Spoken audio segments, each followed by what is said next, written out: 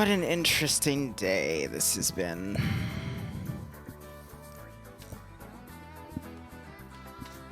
I'll just let chat come in. We'll get things started momentarily, and I'll I don't know. At this point, we'll just wait and see.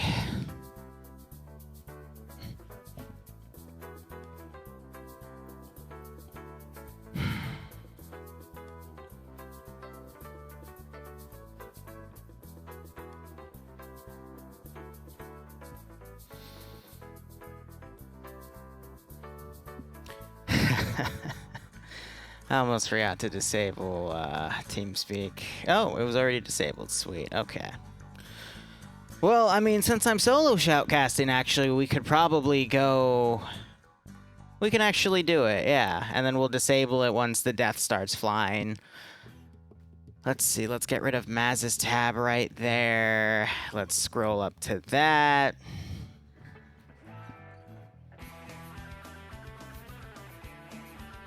Make sure everything's set up. Oh, this got pulled out again. All right, 1 second.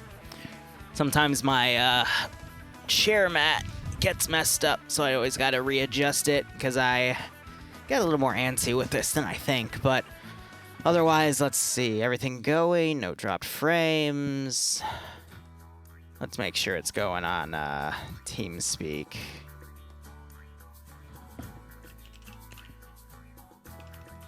Wonder if Dante's still streaming.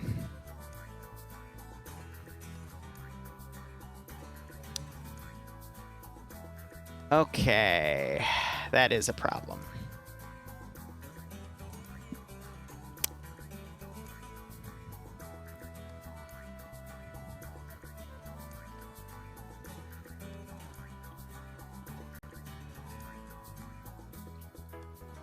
Only thing I can think of. All right, you have a problem? Yeah, I'm not like it says I'm streaming. Yeah. Like I click start streaming and it goes, but then it doesn't end up actually streaming anywhere. Okay, so it's just you. It's not just you. You're having that issue too? Is Yeah. Twitch down? Twitch is down. Oh. Oh. Amazing. Really? Well, because I was about to come up here and say it's not. It didn't look like Discord was letting me stream to both Discord and Twitch at the same time. But no, if you're having that issue too, then simply put the streams down. Yeah, I mean, I'm seeing people stream right now. Like people are live.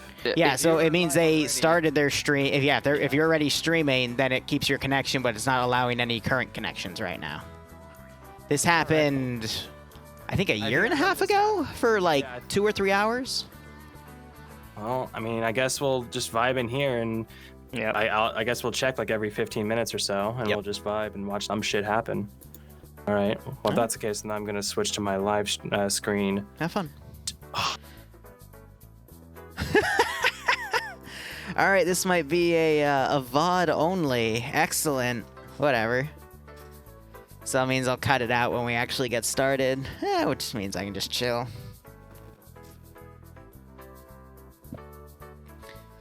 God, I love it when silly shit like this happens.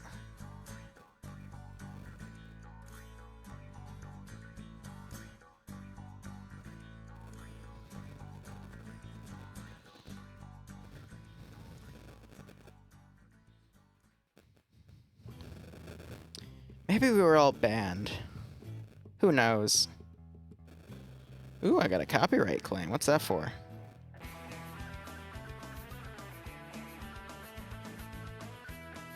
Oh, that's from something from 2018. Okay, well, I don't really have to care about that.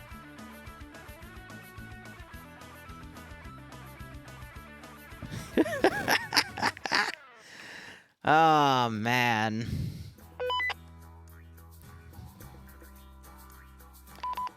You know what? We're going to start it here, all right? What's up, guys? Wee Woo here. Today we have an interesting debacle because it looks like Twitch is down, but we're going to keep streaming until people randomly show up, so I guess we just won't have predictions. Oh well. I feel bad for Barb, though. He's piggybacking on my footage right now. He apparently had this really cool surprise.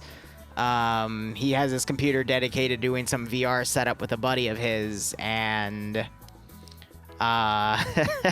Switch isn't working. That's funny. But otherwise, this is going to be an Op4 versus Green 4. Green 4 defending 2 objectives. Looks like there's 2 custom bases at both sides. Op4 gets an Mi-24 with 2 BTR-70s and transport vehicles. Green 4 gets a 1117 with its GMG scripted out because FNF doesn't allow autocannons or grenade machine guns. They will also have some sort of AA Vic, if I were to guess, probably a ZU-23 on the back of a truck. And what was the third Vic? It's in my mission command. Give me a second. Yeah, the bots are still working, thank God. They got a BRDM Scout Vic as well, and both sides get transports. All right, well, that's good enough for me. All right.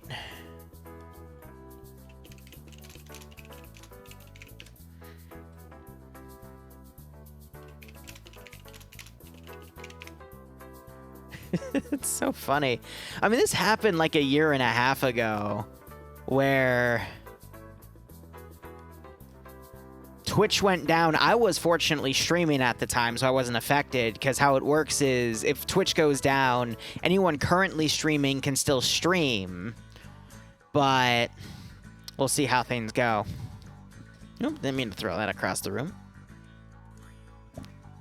Alrighty.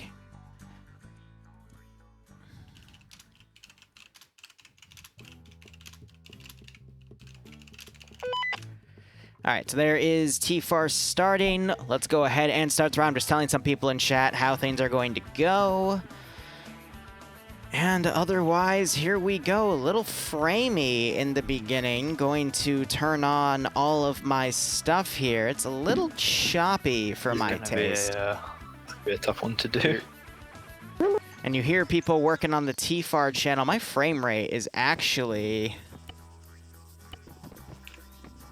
not that good. I think it's because I'm doing stuff on Discord and Twitch. Because, yeah, it's definitely streaming to Discord because I see the bit rates all going and whatnot, but that's an interesting one. But otherwise, we have our Green 4 faction spawning in one of the 2 areas here. We've got Red 4 on the other side. We're going to start with the attacking faction. Since we don't have to run a prediction, I'm going to just go down the line here. So we got Riccardi ground commanding for the Op4 side. I'm just doing some final checks with my microphone and whatnot. What was your question, Charlie? Basically, Radio check. That's Azariah, aka Lone Sounds Survivor like of us. I alpha. recognize that voice anywhere. Yeah. But they're talking over the plan again because I'm solo shoutcasting. I'm able to go in and listen to them. They have some boats on reserve. Interesting. Multiple gazes and the Mi-24. No pylons. It's just going to have the Chin 7.62. Nope, that's a 12.7 millimeter gun. I always lose that debate, but it's 12.7, not 7.62. So they'll be able to fly that. Let's see, who's flying it on the ground here? We got Legs, and his co-pilot is Dardis. So Legs, I know, is a really good pilot. Meanwhile, Charlie 2, we've got Nafs and Malin, members of Scandi Recon. Going through the rest of the roster, we've got SOF. We have Azariah with the remainder of Scandi Recon taking Charlie. They have a really big presence today. Nem, Az, Eander, Yanni, Infidel, Nim, Finn, Falcon. I thought I already covered. Okay, yeah, because Nafs and Malin. So they're taking the entirety of Charlie today. Interesting enough. I assume Eander's taking AT. Yep. So I think they, after the first week or 2 of FNF World War II, they got bored of it and stopped showing up, which makes sense. I mean, that's why we have a big chunk of people coming back as well. But otherwise, these guys seem to be standard Russian EMR, which is the vanilla for FNF in terms of Op4 factions to use. This is the one you see almost always at least once a week, if not once a session, compared to the 2 sessions you see both the NA and the EU branch. But otherwise, looking at the rest of the names here, we have the 28th, we've got Indigo Fox, Freddy, Navy, Dingo, who is the head honcho of the EU branch, Spike ERP, who's been making a good name for herself. I'll be curious to see if she leads tonight. SOF, I think I already mentioned. Jib Style, Green Thumb, Nordic Prophet, Slushy, Hazmat. Whole 9 yards are right here. You got Not Bay under Platoon 1 HQ, looks like as the 2IC for that group. Maz commanding X-Ray with Patriot. No, it's not Patriot as the marksman, it's Commander Pickles. Yeah, I would rather wait. I mean, it's one of the good marksmen there. It's the way four that I rounds. see it. They don't really do much. They don't really do anything else. It's got a small gun, I think. Rickard, the way that I see it, pushing people into this low ground area is a bad move. So naval should be out of the question. Yeah, that's better. The reason why there's such a big elevation difference on the second and first objective, that if you take the southern one first, you can get top-down shots into the first one, making it basically a turkey shoot. So they're making their plan right here. Concentrating on lancing from probably 2 different angles, so you can go through the main, but you can also go through this mountain path to try and hit it from 2 perspectives. Is this briefing? Yeah, So they're talking about assaulting from the hillsides and then coming in through the mountain pass, but that's going to be a choke point. Green 4 is going to defend really, really harshly. Yeah, that's what I was thinking. Also, a thing to note on this terrain is this is all on a shelf compared to this AO. Push up and secure this ridge line. Yeah. Then we have. So we have this first base right here. Hold on, I've seen these AOs before. This is, I think we've covered this AO before, actually. I'm getting some serious deja vu, but I'm pretty sure we've seen this in an FNF round before. So I think they brought this one back. Yeah, because the Shilka, I don't think that's the actual AA Vic, but we also have some sit-down Igloo. Wow. There's a lot of AA on this one. Hot damn.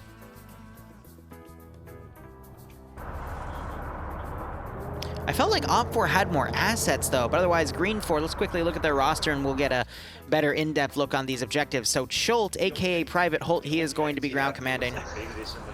We're gonna golf or something down the hill. Let me see if I can hear him over the Bix. If they do that, then you'll just be able to slaughter them from up there. And you have a base of fire up on top of that hill. And you can defend. Which one are you talking about? 470. So they're also talking about heading up these hills. Directly to the south there. It overlooks this position, so if they come into this compound, you can kill them from the top of these hills. Alright, then yeah, let's Yeah, so they're talking about turning this into a kill zone, but I think Op4 is going to go for that objective first, knowing that this is a kill zone from the tops of these hills. However, these ranges are really large, and most of these players only have iron sights. So even if you have the high ground, to make a meme, it's not going to really play out in their favor.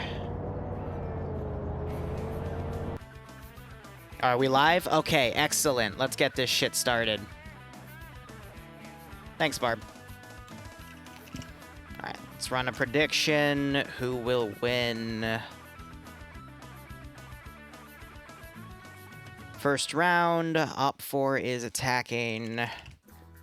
Blue 4, actually, yeah, Green 4 is defending. We'll set this for 10 minutes. Alright, cool. Let's get it going. Alright, otherwise, names to note here. I'll probably have to deal with this all again as people jump in. Swola, Shrimp, Tackleberry, Gazag, Aim at the Stars, Killer, Lusso, Dog4, basically all of PLH. Or is it PS? No, I believe Lusso is PLH. PS is run by a different guy. Snow Owl being Holt's company medic. X-Ray is a 5-man group, and Sanders is taking the marksman rifle. Okay. Big group of TAS in here. You got some ML players, 4IB, and you have Pepega Pirates that have rebranded from UPSE. So it is going to be a Scandia Recon versus UPSE match, but both sides are at full strength. Interesting. Oh, trust me, Dream, I want you here, but I know you had something IRL happen. But either way, let's look at the two cache objectives. So the first one's tucked away in here. I know we've run this AO before. I know for a fact we've done this AO. It's been like 6 months, but I've definitely seen this one before. So really nice defensive area, good perimeter wall, some holes in the wall here and there that Green 4 can help hold. But if Green 4 is stuck defending this one, they're going to be in trouble because of all the big overwatches. If Red 4 can get their marksmen on one of these ridges and start dabbing on people, that's going to be it. Other AO, is also very interesting because it has a good outer perimeter, but it has all these high rocks, so you could see Op4 climb up into these rocks and try to top-down attack. So the only way Green 4 can fortify this is if they go past the line, which would be too much of an overextension. So I think we're going to see Green 4 potentially getting some of these ridges to try to cover. They're also going to probably hold that mountain pass to deny the BTRs to come in, because the BTRs aren't really going to be able to scale these cliffs without eating up a lot of time. So, I don't know who's going to win this one, in all honesty. Looks like they have an Igla. Yeah, so that is a usable Igla manpad chair. So they're going to move that and probably boop the 24 with it, because the 24 does not have any good countermeasures against an Igla. Otherwise, I want to see where the Vics are deployed. So we have the BRDM coming up, a lot of quad bikes going out. You got the 117 also coming out here. It's a UN one, which is pretty funny. Again, that 20mm GMG is not going to be usable. It's usually scripted out for a 7.62 machine gun instead. Belt fed like a 240 Bravo. And I have to assume that this Shilka is the AA Vic, which kind of surprises me because they also get the frickin' manpad share. Gonna check back to their main base and see if there's any additional sit-down assets. I don't see any. I like how they added some debris. That's from a different tower, but they basically added that to give more debris from that fall, and that's a really nice touch. Hydrate, thank you, Warsage. Appreciate it. You're just in another city. Nice stream. What city? And JY, thanks so much for the 24-month resub, my man. I hope you keep enjoying the operations, and I hope you get a nice kick out of this scenario, man. Hope you enjoy that Silver Lance Corporal badge. There's a lot of overhauling for Twitch I'm going to start this weekend, because it's about time. Mostly set up here, so might as well start making those changes. Interesting enough, Scandi Recon's taken all of Charlie on Op4, and to mirror them, Papega Pirates has taken all of Charlie 2 as well. So we have two of the best communities here taking the weapon teams with the AT and the MG. So we'll just have to see how that goes. Stark is Green 4, yes. Foxtrot 2, I know you guys are considering Stark the latest fan favorite. He's going to be on that Igla chair, which I believe the Igla only has a range of a click and a half for lock-on. It might be a little more, though. It's got my render range up, but I mean, that's going to be enough to pretty much cover this entire area. Okay. Who's in command? Right, because I started this and then the Twitch actually kicked in. Cholt is commanding for Green 4. He's been across a few different communities, you know, 501st, TSB. Now he's in the 29th ID, which is the home community for FNF. And he is fighting against Riccardi, who we've seen command time and time again as well. So I wouldn't say the two best commanders we see in FNF, but two that will be able to hold their ground here. And they both have a really good roster to help them out here. And there's a good balance of assets. And I'll just have to see how things go with that. Okay. I'm really curious to see if this is usable. And it looks like Edwin is checking. You're killing the Discord thing? Okay, cool. Okay, we're having issues, so we're killing it EU. Then we'll find someone to do cam work. Okay. Thank you, Barb. I will go ahead and kill the Discord stream. Thank you for letting me know. Barb was doing some experimental thingy in like he set up VR chat, but his cameraman fell through last second, so I was streaming him my footage, but it looks like he had an issue and now he's not doing it, which is a shame. I mean, it was a really cool concept if you ask me. Whoa. Oh my god, he's so lucky he's in Save Star. Of course it's Guy Fieri doing it. Guys, if you want to visit Flavortown, it was a surprise? Well, I thought you told people. You told me you were hyping it all up. Bro. Well, oh well.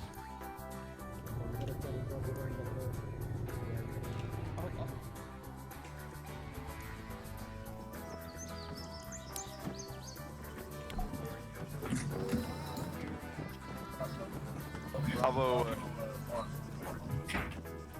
Sorry, Barb. I thought people knew. I'd be mean like that. Oh, sorry.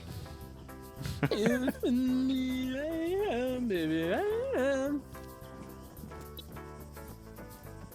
think that was your god talking, chat. Yeah, what's that exactly? I want to hear Stark sing some more.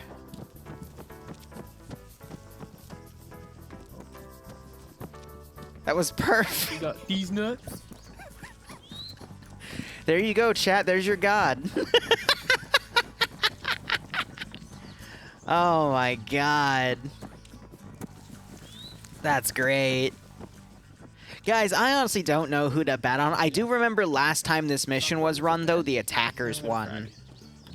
Even though their air asset was shot down, like, immediately. But that is also because they were able to get a squad up here and rush this spot. Green4 did not hold the pass at all, and they just put their units kind of out loosely and defensively. And I'm seeing a little bit of that again, but with Pepega Pirates on this group coming up.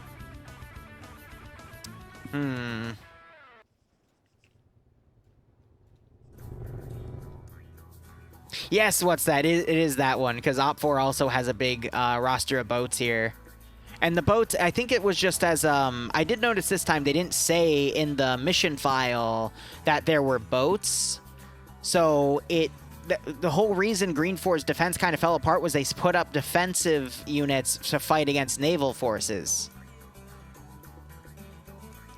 So now that they don't know that there's boats, it was just labeled as transport, I think we're going to see a bit more of a unified defense. But I also understand why they're doing this AO again. I mean, this was a very well-built AO. I think we can all agree with that. So Green4 is doing a really proactive ridge defense. But again, they're not going to have any units cover the pass itself. They're just going to keep everything on high overwatch. Which, again, makes sense, but with irons, that's going to be really tough to make those shots, you know?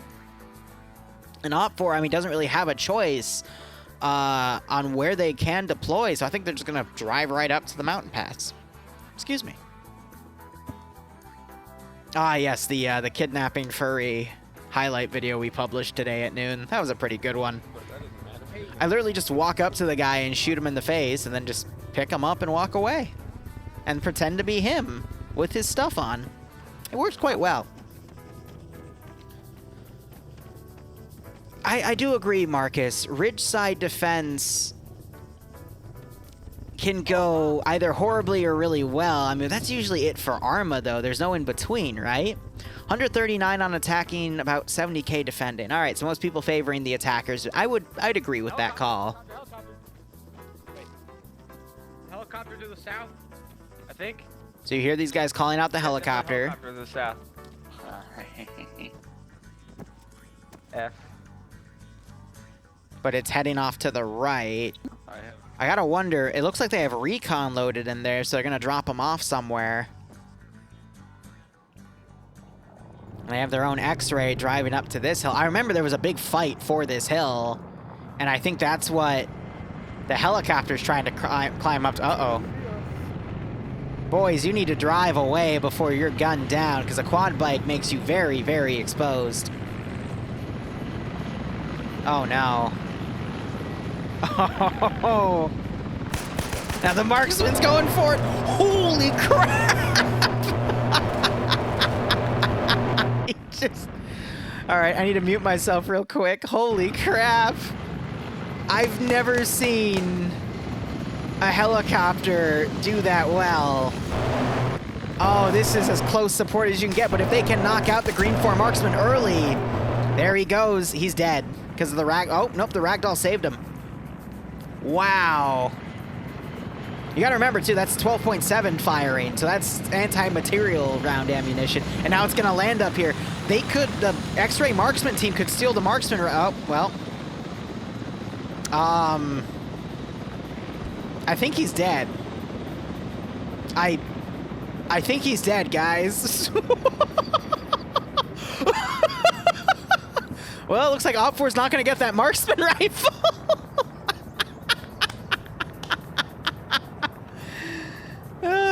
It's still going. Nope, nope, still going. You can see the blood trailing. It sounds like the helicopter just got hit. Tail rotor's out. So they could land and repair, but that's good to know that they have that that Igla's there. So looks like these guys are looking for the body. They're not going to be able to find it though, so that might spook them, but logic dictates that I think you can guess where the body went. Also, I'm dead serious when I say that. I've never seen a helicopter actually be that effective in an FNF round. Usually it's a helicopter v helicopter and they just dick each other around, but we just had a helicopter take out the enemy marksman team, which, I mean, in this environment, that marksman can literally make or break the operation. So, that was great. Now you got UPSC, aka Pepega Pirates. They've rebranded to that. They're setting up right here. They're setting up the machine gun to look, but that marksman is going to have a superior range because of that marksman rifle. If they look on that hilltop, and they're super exposed. I can make out their quad bikes from here. Now we're gonna have the team lead for X-Ray. He's not paying attention. He might have just noticed those guys on the hill. Yep, so he's gonna pull away. But he just skylined to high hell off that white background.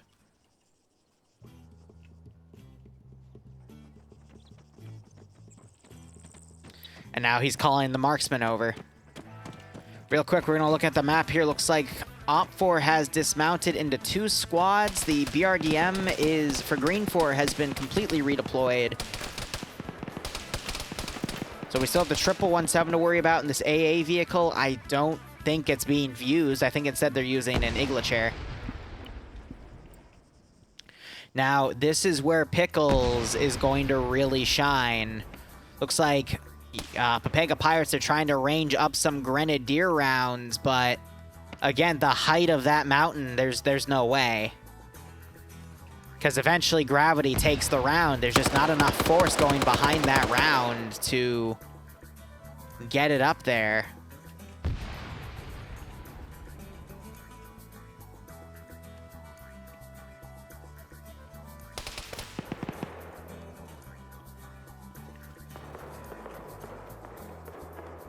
So what this is doing, though, this is pulling part of the eastern defense ridge for this mountain pass. So that's going to give a lot of clearance for, this is Charlie 2 for Red Force. So this is Scandi Recon coming up. They still have to be careful because this is a massive kill zone. So if you have one guy look over with a machine gun, he could easily get a lot of kills here. Looks like these guys are instead focusing on those. Wow.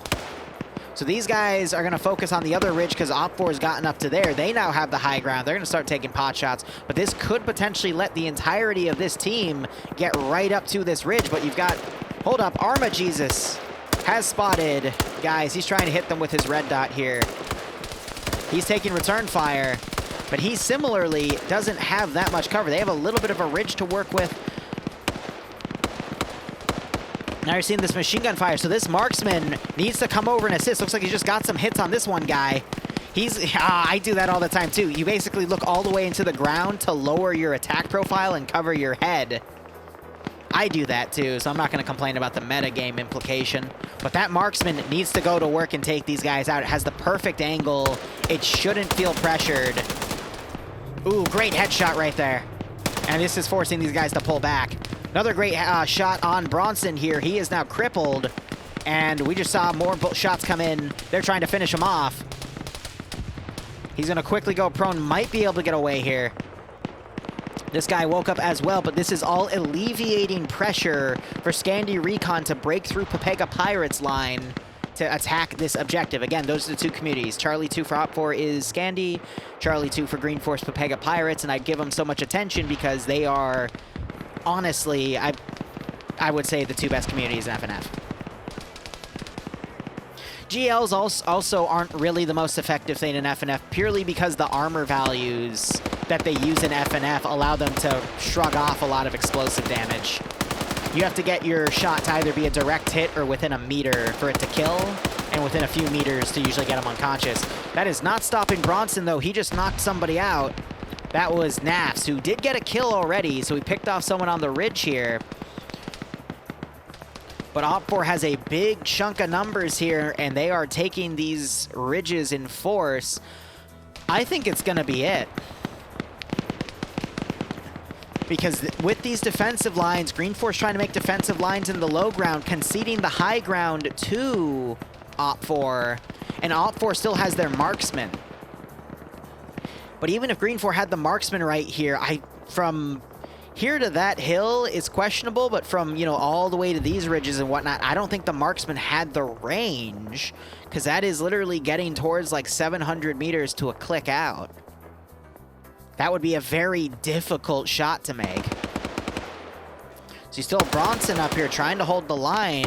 Looks like Naps woke back up. Azariah is pointing things out. Nem is going to where he's pointing. And you've got Scandia Recon starting to take the hill, but Falcon with that machine gun. We've seen what he did with an MG42 last week, and I can assure you he will be able to get a lot of damage done if he can get into this compound and get behind enemy lines.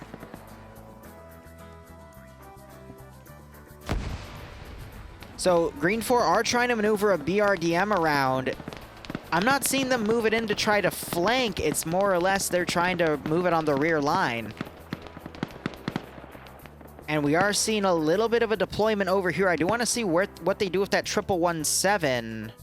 Looks like they're going to try to get it up the ridge and potentially engage, but getting that close with no cover for that 1117, it's a risk. Because that driver really needs to be focusing on security, but since he's locked to first person, he's not going to notice if someone basically comes up and boops him with an AT stick. Because all of the light armored vehicles that Green 4 has can be destroyed with a single piece of AT. It is a gamble, I do agree with that as well, but I don't know, since Green 4 is on the back foot, I can see them getting a little more desperate with some of their maneuvers here. I am a little worried about, is this Bronson who's rolled back down? Yep, he is now bandaging, but look at the angle he's choosing on purpose, so he goes into the ground, so he's a lot more hidden. And now you've got SOF Aaron here. We saw he was actually in OFCRA yesterday with the other SOF guy. They did pretty well. It was SOF Nick, actually, I think. Oh, God, and Aaron just got a bullet to the fucking face. Okay. And they're still shooting at his body. Wow, I was not expecting to see that. Iron sights, man, and little red dots. Sometimes you get lucky. I don't think that smoke grenade is going to do really well if it's just going to roll down the side of the hill, you know? Certainly rolling out the red carpet for the enemy to see where you're coming from. All right, BRDM, that's really risky. It might pull off for them because these guys are just a machine gun team. However, Charlie 2 is back here with that reloadable AT. So where is Eander right now? He's over here. So if someone spots it, he could make that shot. BRDM starting to fire behind. Yanni under fire here. He's not going to hear that machine gun because his machine gunner's firing.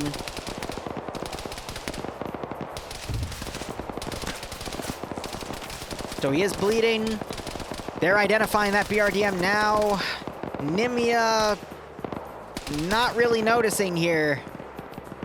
So now they're going to task Eander to go hit it. Yep, and they're already calling it out. So BRDM knows that it needs to pull away. Where's that 1117? Okay, so we are starting to see more of that flank go, but it's going to be a while.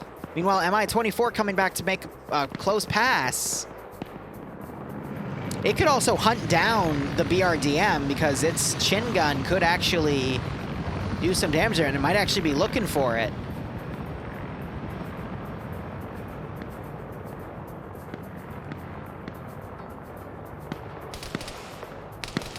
Got some more saturated fire here. Malin with a vehicle kill. Wonder if he blew up a quad bike. Yeah, so now you're just going to see a lot of long-range engagements here as Op4 moves their BTRs up to this pass. I think they have them in reserve back here still. Yep, so they're waiting for it to be clear. They're moving one up to test the waters, but 14.5 millimeter at long range can be quite deadly. So it looks like this helicopter is landing to pick up X-Ray. And now X-Ray is going to go ahead and reposition. Looks like they actually took significant casualties. Commander Pickles was taken out. Ah, they tried running down over here. That or their bodies came down. Nope, that tree's taken out. So they tried to get close to this position and they were found and picked off. Not by Meldon, though. By actual defenders in the AO itself. I wonder who got those kills. Now you have Foxtrot 1 charging an open ridge, and no surprise, they're getting mowed the fuck down. You never, in a PvP or PvE situation, want to do this. This is the dumbest thing you can do. Because you have no cover, it's elevated so you can't sprint down the thing, and people, even with iron sights or one-time scopes, are just going to spray enough bullets at you to get you killed. Now, if you had smokes, it would be a little better, because at least you can hide in the smoke, but because this is a ridge, the smokes are just going to roll down, and you're not going to get concealed. So he just got knocked out again. You're seeing him getting shot. A little bit of blood coming out. This machine gunner is doing his best, but he is also bleeding a lot from his legs. You just had AT fired at this one guy. He's trying to bandage in the open, and he just got shot in the face, and there he goes, flailing his little arms with his weapon out.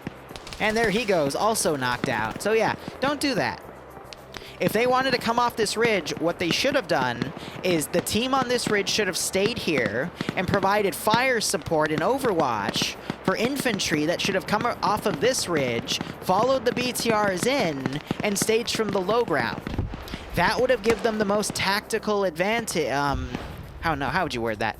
That would have given them the best tactical advantage for taking on this AO.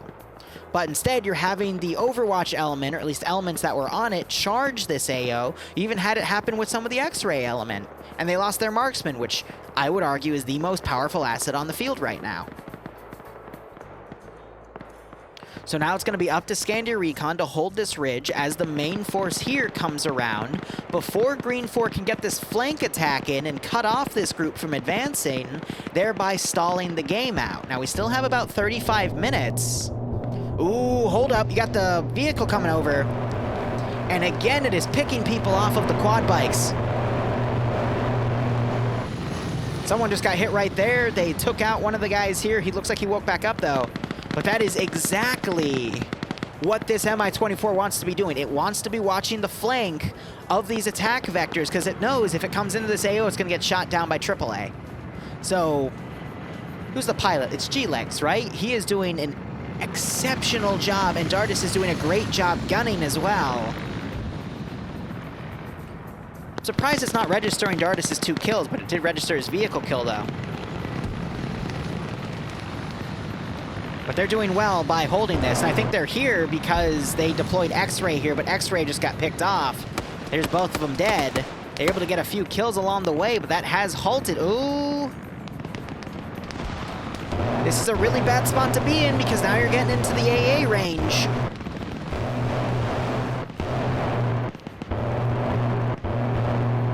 Honestly, they're firing so fast you can't tell where the tracers are going. But they're trying to pick off who they can. That is actually Green 4 Command right there. And they're flaring off heavily to try to ward off any Iglas. What they should have done was advance with support of fire and mechanized infantry doctrine. Exactly. Wouldn't it technically be motorized? I usually consider a BTR a motorized transport, not a mechanized transport. Mechanized I usually associate with tracks. What's your opinion on that? What's that?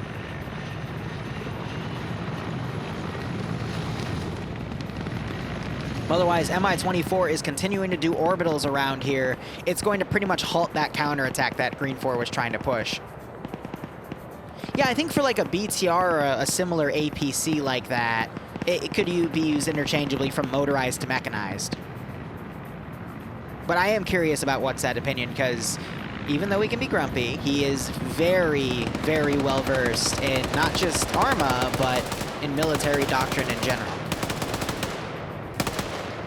Got Aim at the Stars here, formerly known as Aim at the Balls, doing his best to try to deal with this Vic. And now the 24's coming in. Oh, it's just trolling him at this point. I'm not sure if a 7.62 can penetrate into the hull of the Mi-24, because it's literally a titanium bathtub. I have killed an Mi-24 pilot in the past by spraying down like a full box of 5.56 ammo, but that's only because I eventually broke the glass. Well, Aim at the Stars is gonna play slip and slide now. That was a really accurate shot, damn. Difference is the scale of armor protection, that's fair. Meanwhile, you got Green 4 X-Ray right here, and you have elements. Oh god, it's not Bay and Dooley. Platoon 1 HQ. This is not Bay's, also known as T5 Bay. He's rebranded. This is his shtick. Get right up to the enemy and get those headshots. And I just heard an explosion that might have been another man-pad trying to fire. Yep. That is Stark. He is desperate to kill this Mi-24. You can hear it reloading right now, but it looks like they flared off and it was a miss. Oh, yep. T5 Bay sinking his teeth in. Yep, it was Bay that got that kill because Dooley doesn't have it. Dooley, I think, just got that kill. So Op4 is coming up to join him. Almost some friendly fire there. Now you're having some panic grenades being thrown as Franz tries to get away here. Dodging a shot. Didn't clip him, though. Grenade being thrown. Bounces off a tree. Who is that unconscious right there? Dooley. And Bay is going for the kill. Oh! Bay's still alive, but wow. Missed the mark there a little bit. Dooley waking back up. But in a CQC style firefight like that, the best way to handle it is to get in there, kill everyone, then go back and do all the medical. You don't want to start doing medical on the spot, because if the threat's still there, then when you have your gun down and doing medical, they're going to hear that medical sound, then come out and kill you, and then double tap the guy you're doing medical on. Now, it looks like the helicopter got shot down here. Looks like both pilots survived. They hit a tree. But now they could just walk in and destroy the cache because there's no one defending it. But do they believe that it's clear? I would say in their shoes, they should just go out and check. But hold on. We have a BTR that's damaged. Olaf is the gunner. He's unconscious. The driver is just there, and they've put an explosive charge down. That might be able to destroy it because it's already damaged, and it's a 70. Look at this nice defense line they've got going there. But this is moot if, you know, they just run down with the Vix. All right, come on. Death to charge. Let's see it. Explosion. Wow, I timed that pretty well. All right, so now you've got Bacon getting behind the Vic. Cookoff might knock him out unless a shooter gets him first. Tackleberry has him in a good kill zone. Oh, yeah, he did not stand a chance. Green 4 is winning some of these minor battles. They knocked out the helicopter. Uh-oh. 117 back here.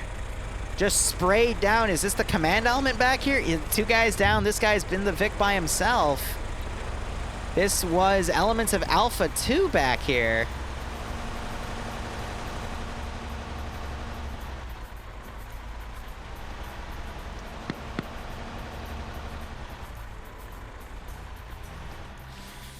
They gotta watch their backs now, otherwise they're gonna lose a lot more guys to those pickoffs, but interesting. So Op4's not gonna have any Overwatch with them, and that's allowed. This is Gamma, so this is a Vic crew actually. So I think the BRDM is out of play. Yeah, because those guys were part of the BRDM, so I don't know where that went. Maybe it tipped over somewhere. Or got stuck. But either way...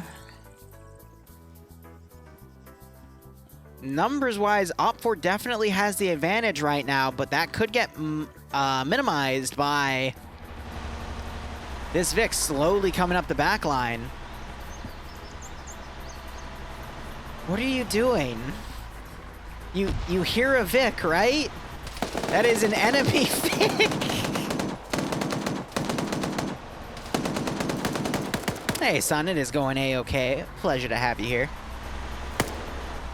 Yeah, I mean, he knows there's no AT. The best they can do is shoot out the windows. Oh, he went a little on the hill, and that bit of elevation just got him killed because it put him right in the gun sight. So these guys need to radio in and say, hey, we need someone with AT to come back. Does Shy have that AT? He does not.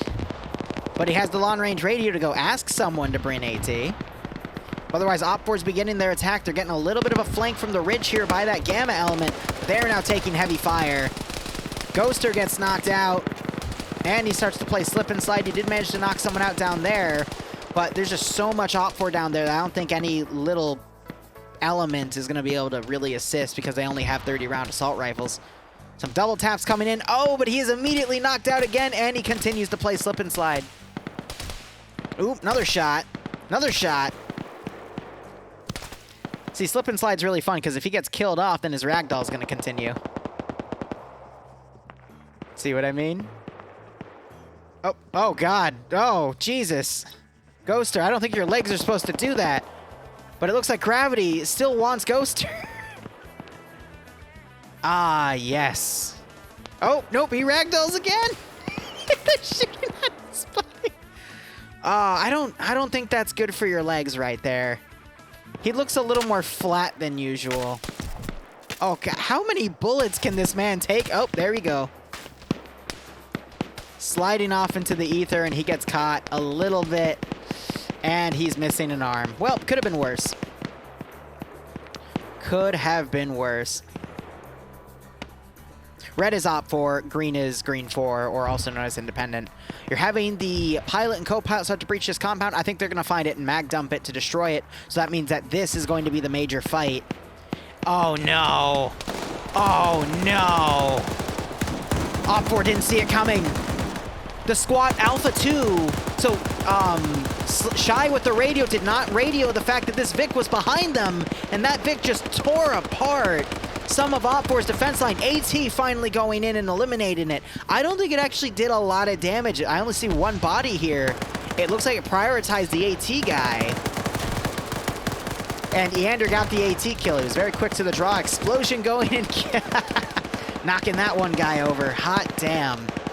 Let me get that timestamp down. Usually I write down my timestamps for highlights, but I have not been doing that. Just to keep the channel front logged. But yeah, with that not really doing too well, I think Op4 is going to be able to outperform the remaining Green 4 defense line here.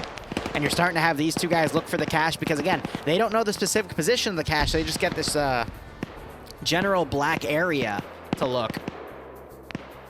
And now you got these guys completely out of play. There's a medic back here.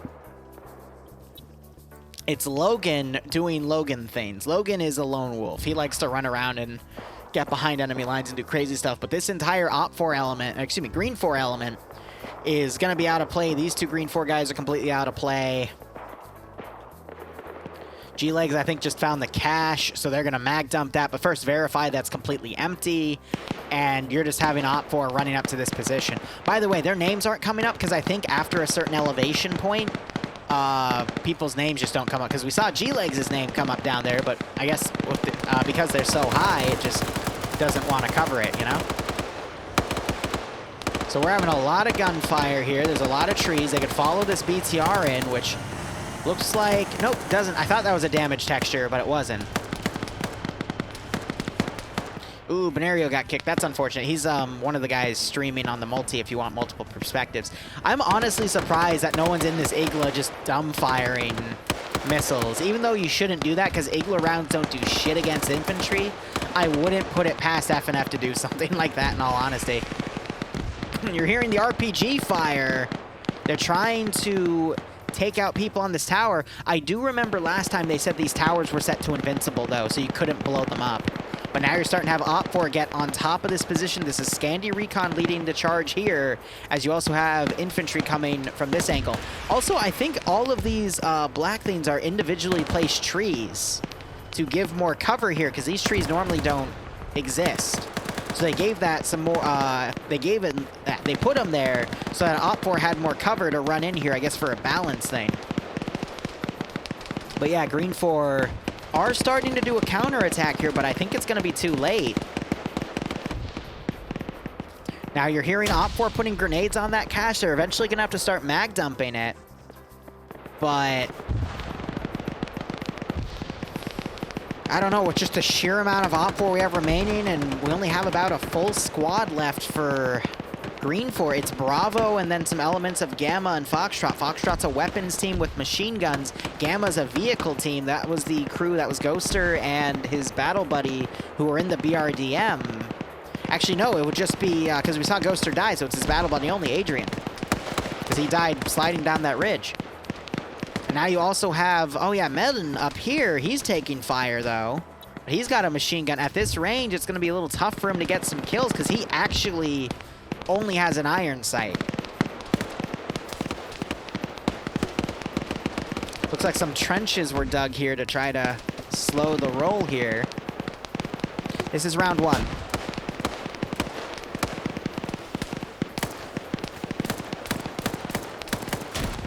I know no one's allowed a lone wolf dream. I'm sure Logan got permission. Right, chat? Wink. Also, you're seeing that GL go in. Nimia was knocked out for a bit. Can't tell who that is. Nimia just got shot in the face. Falcon got hits. We have a dead Op4 guy here as well. That could... Infidel got killed off here. Yanni got killed off right there. Okay. You saw some more AT fired. Oh, that was a beautiful headshot right there. Now you got that machine gunner firing, but they're taking return fire from Finn. Finn is actually landing his shots pretty close. I don't see any blood down here. But that is a difficult shot to make when you only have a ×1 magnifier. Oh, who is this? Edwin's gonna come around and start double tapping Scandi Recon members. By the way, Pepega Pirates are only down to 2 players. You also have Guy Fury on 3 kills, trying to hold right here to kill Scandi Recon as they cross. But Edwin did a great flanking job, knocked out a few more guys. This is a nasty little spot. And he knows it, but you got Op4 also pushing this main line too. So even if these attacks fail, I don't think there's anything they're gonna be able to do about it. But hold up, Op4 is... the cache is still up. They have to have radioed for someone to come and help them then. So what's our time? We've got 20 minutes remaining. Actually, more closer to 19. Eander do what Eander do. Oh, Guy Fieri just got pinned to the wall with a bullet. That might have been friendly fire, actually, because the shot came from over here. Ooh, little laggy. It's because of all the rocks, that's why. They've got high polygon count, so it does make things a little framey here and there. A little stuttery.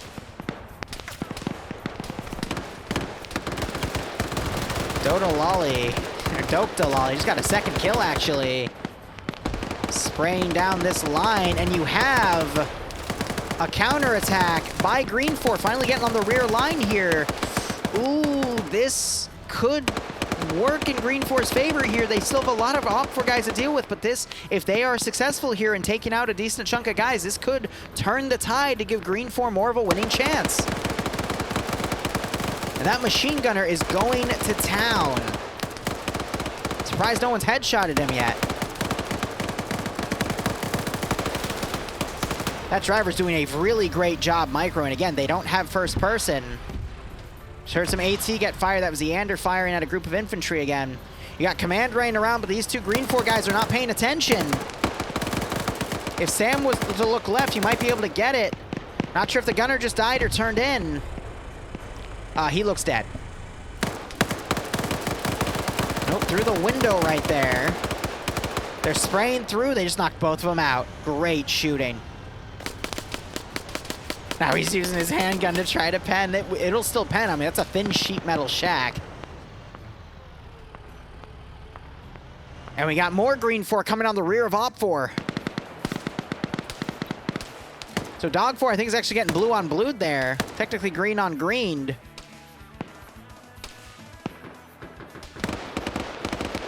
Oh, I don't know who that was, but he just got eliminated. Got Nafs up here. He's taking Neander's AT. This is going to turn into a skirmish battle really quickly. Because Op 4 has just lost a significant chunk of their numbers. The helicopter crew was unable to take out that northern cache. And things have just completely broken down. BTR has come back. If it has a decent... I don't think that Gaz meant to destroy that shack. Thankfully, that BTR is blind as a fucking bat. And he just got picked off by Command. No, there was someone in the tree line right there. Oh, BTR. If the gunner still doesn't notice. Oh my God.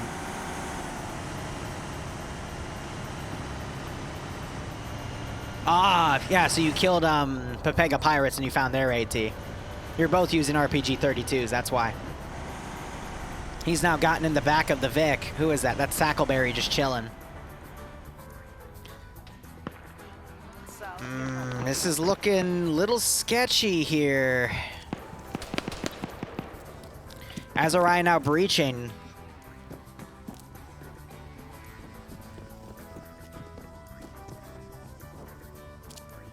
Yeah, there was a Green 4 guy in there, but he died. So they're going to be able to get on top of this cache and, I believe, destroy it at this rate. Nice little side area, too, utilizing this open area and then using ramps, pallets to get up there as well. Yep, here comes the mag dump. Bravo 1 has to hear that. They have to move quickly, though, because otherwise that cache is going to get destroyed after a box and a half is put into that cache.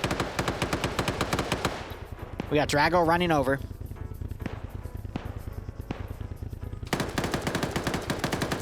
"15-minute warning." They're throwing grenades on it. Drago just got a good pick off.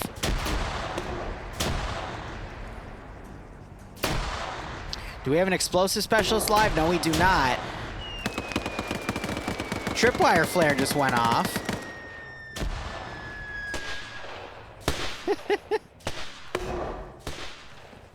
They're trying to UGL it. There's no explosive specialist alive. Oh, this is gonna be close. Where's that AT? It is 4v3, 4, 5, 7 in the AO, and you got the two helicopter guys coming back up. It's like we just had a trade right there. That's not what Op 4 wants to be making. Azariah doing his best to fire with his handgun. He is now getting flanked from the high area. I'm surprised he didn't just get killed by that. He might be out of primary ammo because he just used all of it to try to blow the cache up.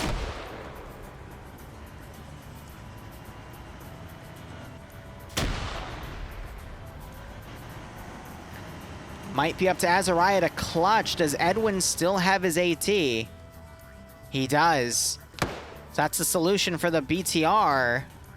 We just had a few Green 4 guys get knocked out by Nafs. He's coming in and soloing, yep. Drop the AT as well, but basically someone needs to find an AT stick so they can destroy the cache, or an explosive specialist so they can get their charges and throw them on the cache. Command's plan was sad. Tell us about it, Falcon. Because it looked like there were elements of Command's plan for Op 4 that I liked, and there was some of it that just completely fell through and caused this to fall apart, in my opinion.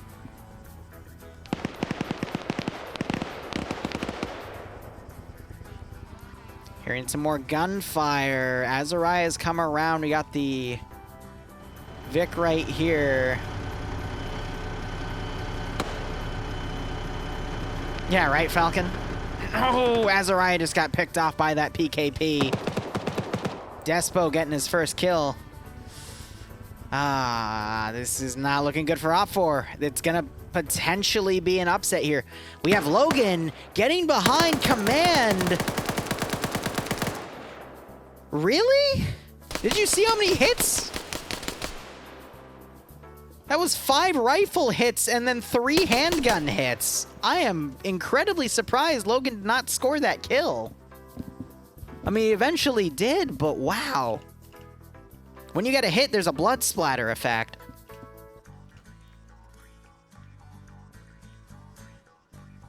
So you got Tackleberry running into the AO here. By the way, Green 4 had 7.62, and it looks like Op 4 had 5.45, which I always am under the impression that 7.62 always is slightly better than 5.45 and 5.56. But I know Barb likes to argue with me on that. What just got blown up? Is that the BTR? That was the BTR. Did it get demoed, or did they demo it, or... Was that an explosive trap? How much time is left? 11 minutes, 20 seconds. Wow. Meldon, I don't mean to be mean, but you should have gotten that. He got the hits, but I guess just wasn't able to connect. Should have been a little more patient up there. That's okay.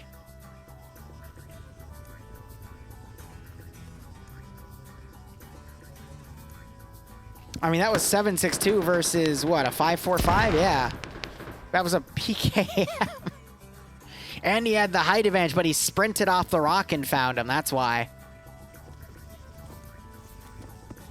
All right, you got Platoon 1 HQ now coming in. 10 minutes remaining. This could still go either way. We got Desbo holding this area. He's literally sticking his weapon through. Wow. Oh, that is an evil kill hole. That is actually... Oh, he's gonna push him. He's totally gonna push him. Get him. No way! How are the machine gunners choking? What? All right, I stand corrected, Madden. You're fine. Apparently the machine guns just suck in FNF today. Falcon saying because they aren't me. Does a PKM have a lower fire rate than an AK? It does? Wow, I didn't know that. That could be it then. Didn't know that, but that makes a lot of sense now that it's put in perspective.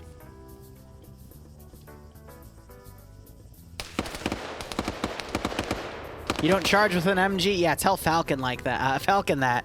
See, he does it like a hawk, so he knows what he's talking about, right? Nudge, nudge, wink, wink, old jokes. Now we're going to play a game with Op4 called Who Has the AT? At this rate, Op4 is going to, excuse me, Green 4 is going to be fully eliminated. Had Carwake back up after being unconscious. He could probably blood bag himself. There's AT going into that cache. And now they just have to get to the other cache in 9 minutes. They got Nafs, who is on a quad bike. He hits a porta potty. Oh, do it, you magnificent bastard. I know exactly what... Not that. That. And the music is perfect.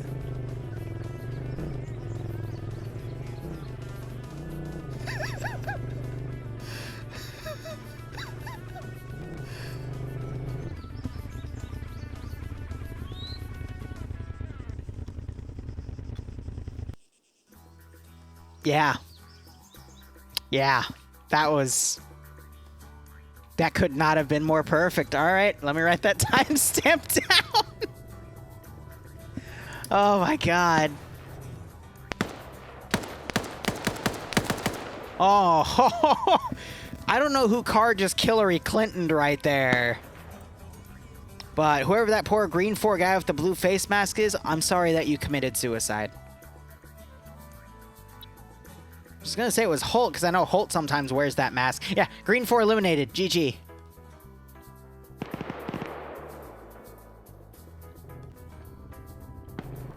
What the fuck? What? What?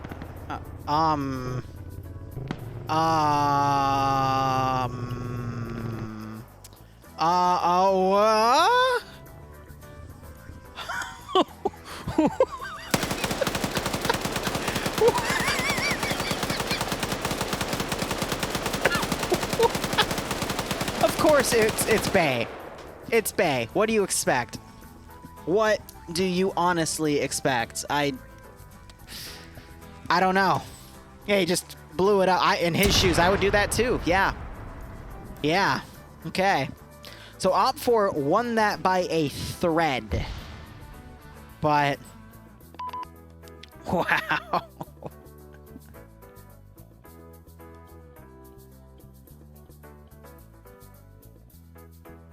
All right, back on DTAS. Barb, why'd you just kick Falcon?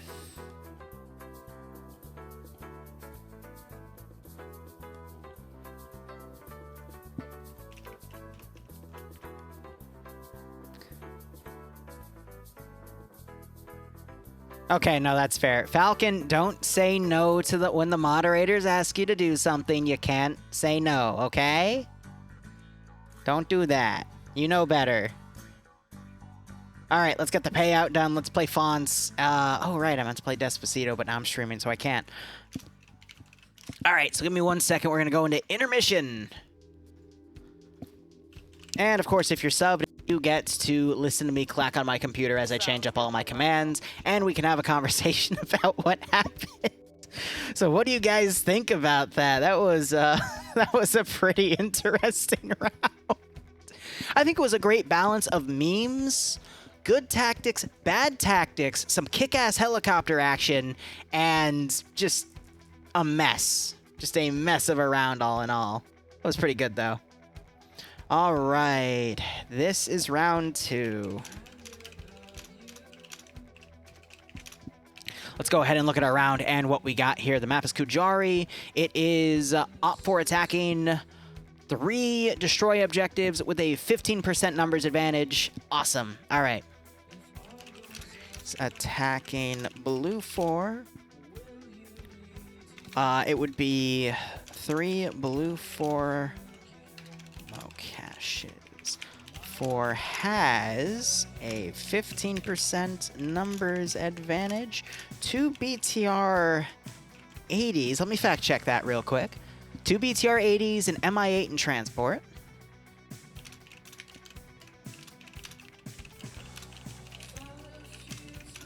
While Blue 4 has 1117 and 2 M240 1151 A1s, which I believe are Humvees.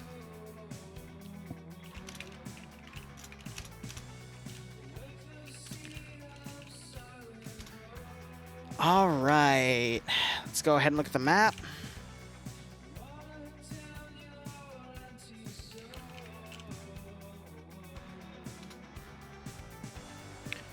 And let me go ahead, just for the sake of it, let me go to music and update the fact we're using Fonts now, because Fonts is such a nice intermission song.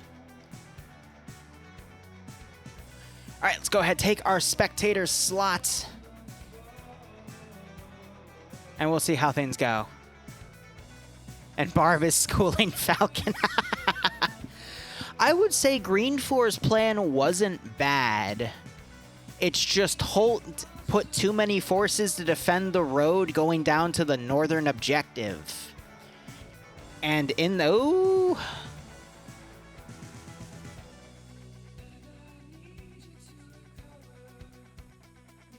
We're back in DTAS. All right, they're doing a quick restart. That is A-okay. It just means the intermission's longer. But I think Holt committed of too many forces to that one defense line that he didn't need to. And he didn't anticipate the Mi-24 being that effective to stop a few of his counterattacks. Don't get me wrong, some of his counterattacks with his vehicles were really, really effective. That's what turned Op4's steamroll into such a close match. But if he had that defensive line that he had over to the west that destroyed that BTR, instead reinforced the defensive line at the southern objective, I think Green 4 would have been able to pull the W out. But I will also say it was, oh my god, his name begins with an R. Let me find it real quick. LMNO. It's not, oh my god, it's not alphabetical order. Fuck. There we go. It would be Riccardi. Yep, so he's right there. If Riccardi... I completely lost my train of thought, but if Riccardi had better rear security on his push to stop those southern attacks, he would have kept a lot more of his numbers going in. Plus, he should have had his western ridge force make the push as the eastern ridge force held on reserve, not on reserve, on Overwatch, as we discussed earlier. That way, the machine gunners from Charlie and Foxtrot could rain hell on that position, and then Iander with AT could pick anything off that was a vehicle threat. But the micro of the Mi-24 was especially well done. And I think that's also a major factor to what scored Riccardi that Op4 victory. Because it was able to pick off the enemy X-Ray team early on. Honestly, because there were only like 6 or 7 Op4 guys alive, had they not killed X-Ray, I think that it would have been even closer and maybe even a Green 4 victory. Because that marksman rifle is a very powerful weapon in that terrain. So a lot went right and wrong on both sides, and that's why it got so close. So don't be sad if you lost your bet there, because it went down to the wire, let's be honest. It went from an Op4 was going to crush the objective to Op4 had to clutch the objective. Because Green 4 did really, really well in their counterattacks. And then, of course, Logan being...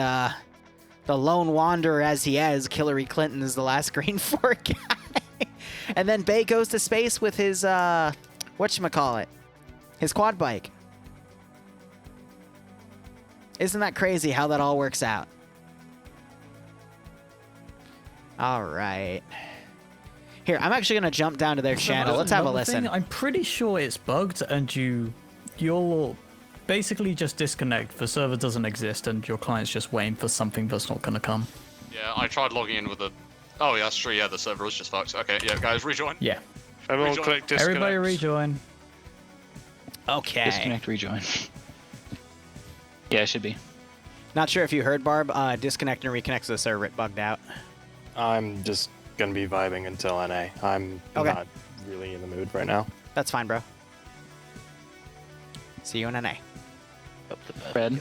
Okay, let's see. Actually, no, it wasn't. Never mind. I didn't even burp. Oh, it was someone else. He's in a bad mood. I saw your light go up. Nice. But I'm not going to get into it. Let's... Okay, attacking. So Op4 have a 15% advantage. Where is the server? I don't actually see it. There she is. 15%. Yeah. And they're attacking. Julio. So let's get Scandi, Op4, Papega, there we go. Op4. They're putting Scandi and Papega on Op4, guys. All right, if you want a safe bet, you know where to bet, unless it's that 1 out of 3 times where it's not a safe bet. TAS. Place your bets. With Scandi. Let's see, this is going to be Kujari. Let's do, I know the perfect song for this. Let's do, okay, yes. Oh, fuck. Oh, God, what's it called? Homeworld, The Keepers. Fucked up my maps. Doodad. No, because I can't tap out. I'll say it. Now we have a unique opportunity to listen to them slotting. Who needs more? It's Op4. Streamer's curse, yeah, right? That's why I say it's usually the safe bet, unless it's not the safe bet, in which case... RF, Op4, Zeus, Blue 4. 63. Roger. 1W, Op4. First IB, Blue 4, FPS Blue 4, 29th Blue 4. What did you say, sorry, mate? Remember, kids, anything is a safe bet until it's not a safe bet. And legs, yes, 47 you to 63. arguably saved Op4 with some of that flying and the fact that you picked off with Dardis the DK, enemy marksman early on, and then you stopped Green 4's flank attack early on. Because otherwise... both of those would have probably killed off enough Op4 to stop that main attack in the beginning. So you could argue it either way, plenty of what-ifs, but that was definitely a contributing factor. So good job on that.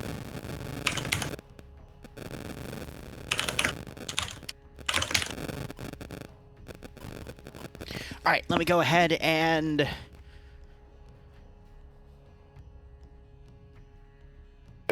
Did you Signal noise? Blue 4 TSP Blue 4. Oh, maybe because I was on my phone for a second. Right. If I bring my phone close to my Pop 4. EVETS. my box, then it sometimes it gives off a little bit of check your AOL. I didn't notice it got super loud, guys. My bad. Yep, it's very sensitive like that. I do apologize there. And Neander's saying I missed his handiwork. We saw him hit that AT piece. But here, all right, he shared a clip with me, so I'll share it with you guys. Give me 1 second. It's my dial-up, guys. You just got to give it a second. Let me go ahead and check my multi real quick. Let's weed out guys who aren't streaming, because we got a lot of people streaming EU, which is great, because I know a lot of people got burnt out of World War II PvP, so we got a lot of people coming back. But I want to make sure you all have the proper one, and to weed out guys that either started streaming something else or are streaming something different. Looks like everyone is live -1, and Benario is at the bottom doing being his normal furry self. I love it. He's such a fun guy, too.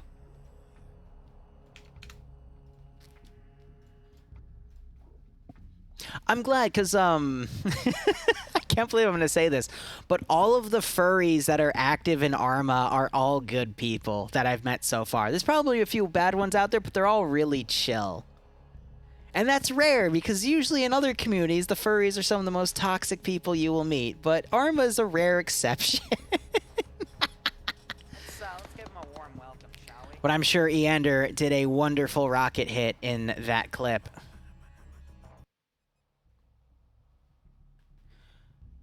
Yeah, Harrison, feel free to come back in debrief for that mission as we transition to mission 3, and we can go ahead and talk it over. But I will be critical on the AO then, since I know you want feedback.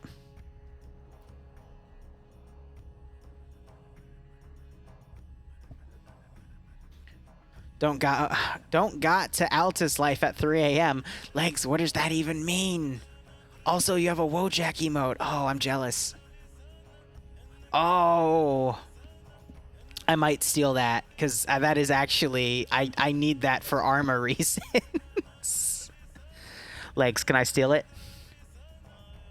Don't go censored. I think we broke G-Legs.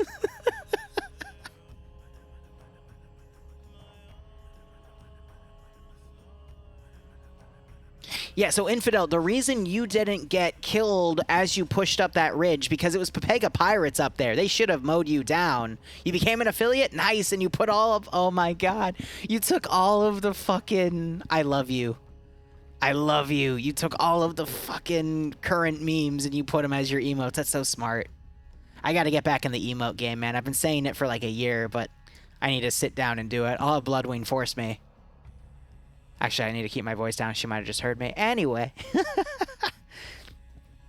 I mean, Liru's likes his hunt the furry mission. Well, that's because I am a bit of a bully with Paw Patrol, now called Patches, but that's because they also let me do stuff like that. If they said no, we change it in a heartbeat, but it's been kind of a running gag for the past few months, so now we just go for it. DM you on Discord after EU? Righto, Legs. I appreciate it. We can put them up as temporary emotes, and then we can, whatchamacallit, get some legit ones going in. Because I also want to get some animated emotes, too. I just got to find an artist for that, probably on Fiverr. I don't actually have a lot of money right now, but maybe we can bundle it into the Elton John themed pay-for-paying concept I'm developing. We could Liru-fy the emotes, exactly. Oh, God. I'm scared how we would do the Wojak one, though. That would be funny as hell. Animated emotes of bonking Barb, or just bonking someone in general.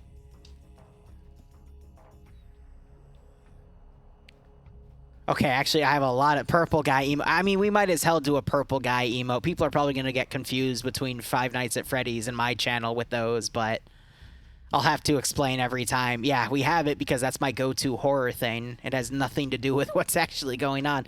But yeah, so as some of you might know, Elton John's doing his last tour between 2021 and 2022, and the tickets are a little expensive because people are scalping for them, which for those of you who don't know, scalping means you buy up a large amount and then you resell them at a much higher value to make a quick buck. You see it with graphics cards all the times, for example. I will do prediction once we start and when I finish this story. So what I'm thinking, though, is because of how expensive they were, and I claim I only do pay for pain if I need to raise money for something. We can do an Elton John themed pay for pain where we take all of his song names and we turn them into custom compositions. I know what's that. I know. Then Nuke Me Daddy. So, Rocket Man is going to be something related to rockets. Benny and the Jets is probably going to be a squadron of jets or something, you know? So I'm going to probably sit down, spend a few hours, have a stream or two where we dev all of that, probably like a week or two before I announce the event, and then we'll run something like that. I also need to see when we update our main mod set in TSB, because I don't want to time this event with that, because I don't want us to change the mod set and I lose a bunch of stuff. So I got to look into that as well. But that's one of the many things I'm juggling right now. So I think it would be pretty damn cool. But let's go ahead and put the prediction up.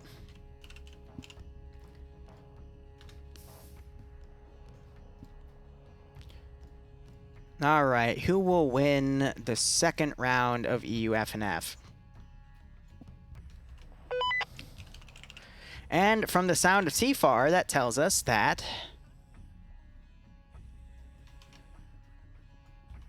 we are starting. So give me 1 second. I want to switch these out so we have blue be blue 4 and op 4 be the other option. There you go. There's the prediction. All right, F1, PJ, page up, everything's going. I just hit P as a meme now, or is it J? I always forget which one the tracer is. I know Barb yells at me every single time to remind me which one it is, and I always forget because I'm a dum-dum.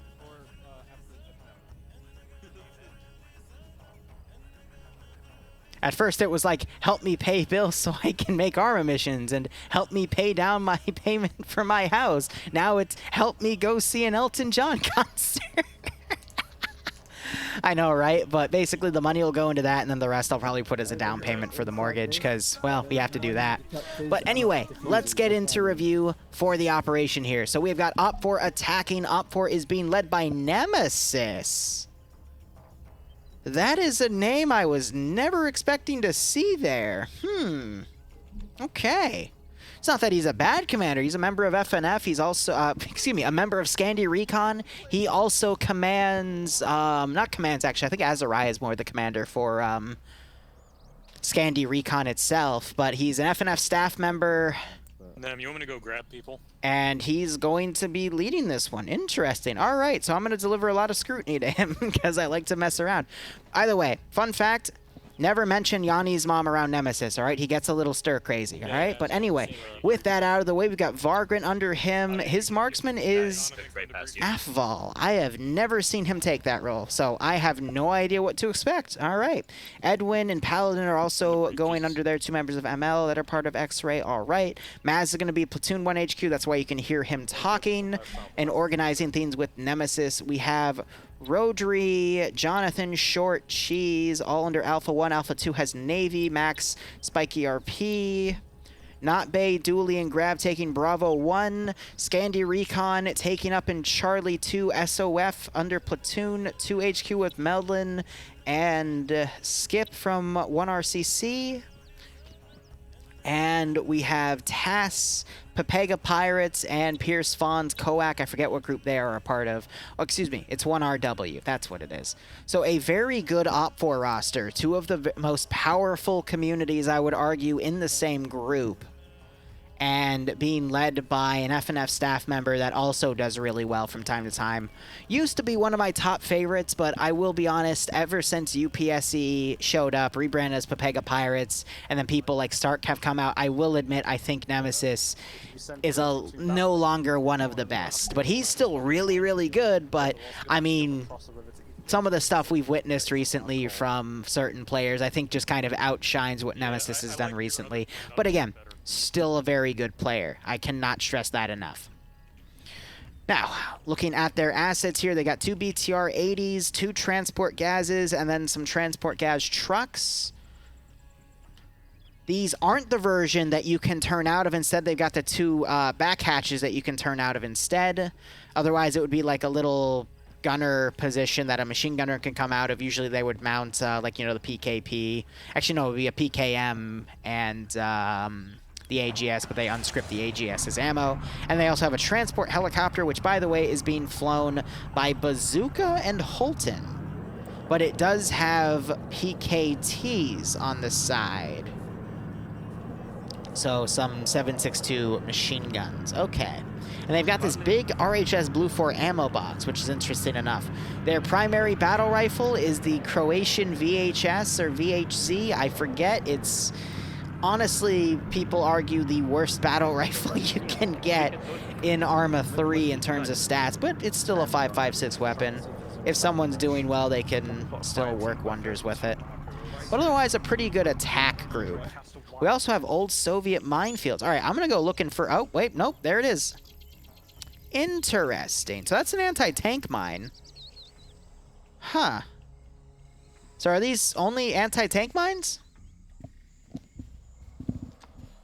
Because how they work is if you don't meet the weight limit to push the pressure plate down, then the mine doesn't go off. For Arma, I'm not sure if it's if they script it to certain vehicle classes or whatnot, but... Yeah, alright, so that's just all AT mines. What about this one? It is all also AT mines. Interesting. Yeah, AT minefields out of nowhere. Otherwise, let's go ahead and look at the Blue 4 roster. Here we got Fisher commanding, a name that I don't really recognize either for ground commanding FNF. So this will be an interesting match to see 2 commanders that normally don't step up to command taking charge here. He's got members of TSB, Slushy Riccardi with Green Thumb Research. It is Slushy taking the marksman rifle. It's going to be a 20-round Mark 11. All right.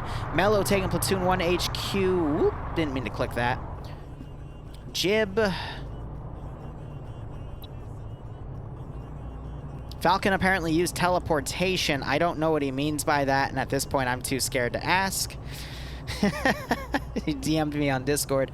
Nordic Prophet taking the medic in Alpha. So Nordic Prophet, he is one of my viewers that has been around for a while, and he recently started jumping into FNF, which I'm really proud of him for doing. This is, I believe, his 3rd or 4th week in it. And, or at least the week I've seen him in it. So he's been doing quite well. I think it's actually the 3rd. But I could be wrong. It might be the 4th. But otherwise, Dingo, head honcho of EU, leading Alpha... Actually, no, leading Alpha 1, excuse me. Indigo Fox leading Alpha 2. Shy, Fred, Patriot, Bacon. Good names in there. We've got 28th CAD, a newer group to FNF in here. Lusode with PLH leading his group with, you know, Aim at the Stars, Mike, Cardboard. The only name I honestly don't recognize are these 2. 4IB with Stark is in Blue 4, so for all of you Stark fans out there, you know who to bet on. We got Broken with Foxtrot 2, and I was right, these are Humvees with M240s. Do not drive them through the river. They are not going to get through the river. They do this every week, and they lose a vehicle. Oh, no. PFC Holt, Norris, Private Holt, so some 29th ID guys in here. Ghoster and Legs taking Gamma. They just jump into the river. Yeah, it's too deep, guys. Just find a land crossing. Actually, I don't think they can find a land crossing. Never mind. I mean, reading the map itself right here, you're not going to be able to find a position across from the map. You're going to have to literally drive down the bank. I would say maybe here is a decent spot, but then it gets really deep in the middle that you can see. But, they could, but it gets a little too deep in my opinion. That's one of those things where you just have to know after finding it so many times to see if it's good enough for a Vic to cross, and usually the answer is no. The 1117, though, could do it, because it is actually an amphibious Vic. Crewman of the River, what is your wisdom? Clown, how are you doing, my friend?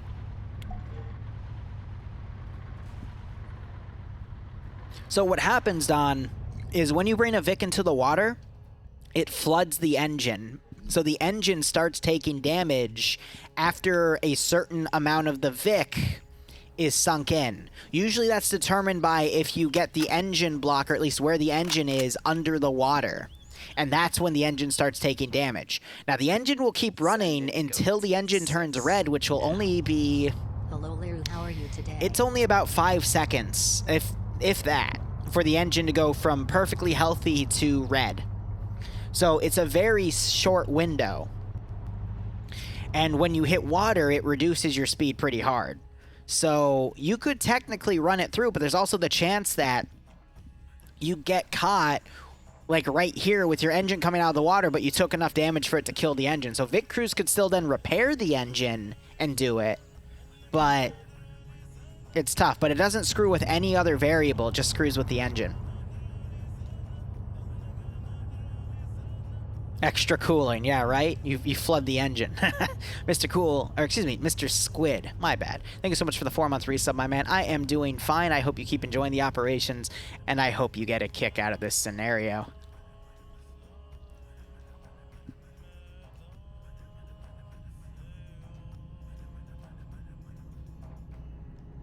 Yeah, exactly, War Sage.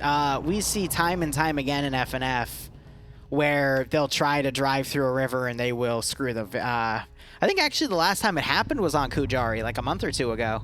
Had to have been 2 or 3 months ago, actually. But that AO was, like, over here somewhere. Or it might have been up here. I forget where, but it was including the river. So it happens. It happens a lot more often than you think. But otherwise, 5 minutes remaining, still have time to put bets down. A lot of you are betting on blue. No, you're betting on red. Red is the second option. So, I see, because of the Scandi Recon Pepega Pirate bias and a member of Scandi Recon's commanding. Let's actually look at the AO here. And let me remind you guys what the defensive assets are. It's 2 M240 Vics and a 1117. Is this a good spot? Ooh, yeah. A little too close there. Now, here's the deal about 1117s. They are really, really powerful. It wasn't a 1117 because they're amphibious. The water stops at around right here.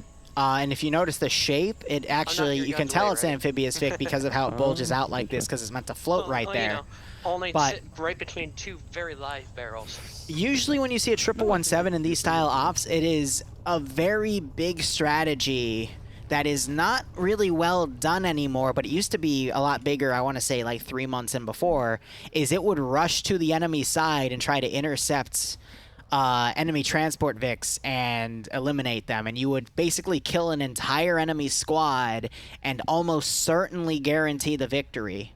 Even if it got really close, and because your opponent who's attacking has the number advantage, because you were able to wrestle that number advantage away, it would pretty much guarantee the defenders a victory. And I can't think of any example where the defenders were they made a successful counterattack and the attacking faction still won. Now, when you compare that to OFCRA, OFCRA has had plenty of ops where the defenders are able to get a free squad kill early on, but the attackers are still able to tactically utilize their forces because they have double the time for the round and still win it. But that's also because they have more powerful assets on both sides usually. So it's half and half.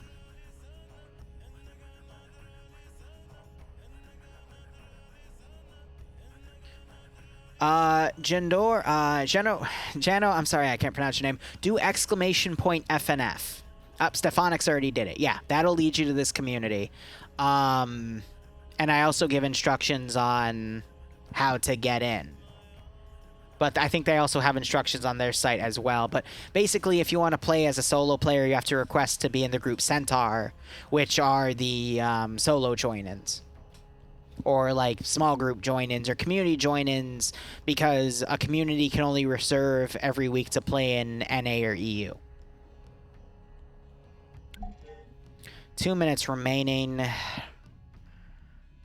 If I were to bet, I would probably bet Op4 too, and I don't mean to streamer curse you guys, but they have the better players, they have 2 BTR 80s, they've got a transport Vic that can completely reposition a lot of infantry at once, and normally that doesn't matter, but Nemesis has the know-how to know if he needs to transport out an entire enemy group. It is round 2, by the way. So this could go either way. Blue 4 has the advantage of they can consider these minefields as places that the enemy is more than likely not going to go. And considering the casual atmosphere of FNF, I don't expect FNF to try to maneuver minefield through minefields except if it's Scandia Recon. Did they drown there? No. You can't drown a 117 though. No, it's over here. No, the Vic they drowned like 2 or 3 months ago was a Humvee, if I remember correctly. But the 117's amphibious. There's no way to drown it unless you commit Arma Voodoo and you somehow go in on an angle and it still drowns your Vic. Like, unless one of the Humvee crews just drowned themselves, but I haven't seen any Vics try something stupid like that today. They went up to the water and saw if they could cross, but they backed away from it. That's what you get for believing chat? Yeah. Chat will get you. Chat used to get me all the time, too.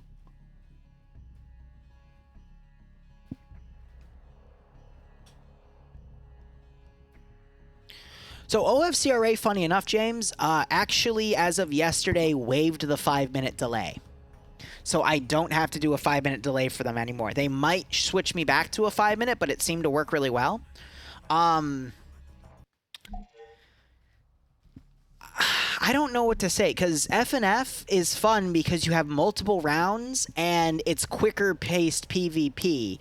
OFCRA can get boring with a lot of dead air time because you're just waiting for the players to transition, but now that I don't have the 5-minute delay, I can bullshit more with chat. So it makes up for it. But when you start seeing tanks and autocannons and armed helicopters start dicking on each other, that's fun to watch. I would argue that's my favorite part about PvP, is just watching really powerful assets just absolutely annihilate each other, you know? So I would say combat-wise, I tend to prefer OFCRA when they do fancier assets. Otherwise, the infantry play of FNF can also get pretty intense. But, I mean, both of them I usually pull out a few good highlights through every mission. But once in a while I don't, and that's from both OFCRA and FNF. So it's really hard for me to pick a favorite, because it's like comparing apples and oranges. OFCRA is an hour and a half long round that focuses more on tactics, whereas FNF is more on quick fights and swarm tactics to beat the clock. So both are one life PvP events. They're both fruit, apple and orange, but it's tough. It's a tough call. It depends on what I feel like that day, you know? That's why we have Fridays for FNF and Thursdays for OFCRA and sometimes Tuesdays. Oh yes, OFCRA also tends to have some Galaxy brained plays. That's a good one too. It wasn't a Humvee either, the Vic that drowned? Yeah, you're right. I forget what it was. It might have been a Gaz. It was some sort of Op4 Vic, actually. It had to have been a Gaz. I'll have to review it later. Or, I mean, if someone finds the video on the Shenanigans channel, feel free to post it, because we allow links again. But it looks like Nem is going to ride the northern median. This fucking mad lad. You know what he's doing? He's going to ride the northern median, bypass the minefield, come on this MSR, and then attack it from the rear and completely bypass Blue 4's defense lines. Oh my god. The fucking chat. And then he can use his aircraft to just bait Blue 4 into thinking he's going to come up the MSR. I think you just had X-Ray's Gaz cross. Yeah, so they found a nice little shallow point. When you can see the, when it's not dark blue like this, when you actually see the orange, kind of like that, that's where you know it's a bit safer for the Vics to cross. So I wouldn't be surprised if that Vic took a little bit of engine damage from that, but they were able to successfully get across. That's why I trust Nem. Well, Nem, I don't mean to toot TSB's horn, though, but Nem was around in the time where What's That and Sniper Wolf were doing all of their really elite trainings, like Sniper School and how to ground command properly, platoon lead properly, squad lead properly. So Nem has all of that information. And he's played in a variety of different operations. So he knows how to do tactics because I wouldn't say TSB ops nowadays are heavy on tactics, at least not mine. I focus more on pure fun. But back in the day, I did focus a lot on tactics. So he's part of that old breed. So I'm not surprised that he's gone along with this style of plan. Now, it is going to get, unfortunately, caught by Green Thumb here, but he only has a short range. So it's going to take a few minutes for Blue 4 to react to this. I know, Keck tactics, exactly. Like, most people in Arma just want to play it like it's Warzone or something, and I try to provide that, but, you know, you got to have some tactical limitations and whatnot. So X-Ray is going to cross down here. They're basically, I think, going to get around and try to do some recon. But I want to try to watch when Green Thumb's going to notice this convoy coming through. Nice, Squid. I'm not going to lie, I'm not really big into airsoft or paintball right now. I used to have a little phase with airsoft, but not necessarily paintball. I heard someone's voice. Does that mean they're dead? All right, I'm going to go ahead and mute myself. He might have joined the server late. But I don't see any skulls. Weird. I don't know who that was. And now you're having the 240 Humvee fire at the helicopter. That's not actually... Nope, that's an MI-8. I thought it was a 24 for a hot second, so that's why I was about to say it's not going to do much, but against an 8, yeah. 240 Bravo can actually do a good chunk of damage to that. Overall group cohesion is greater than tactics. Yes. You could have a group that knows each other really well charge an open field, and they would do better than any tactical plan that Blue 4, or excuse me, the side you're attacking can come up with. So Green Thumb's going to notice these Vics coming in, but the 1117 got redeployed up here.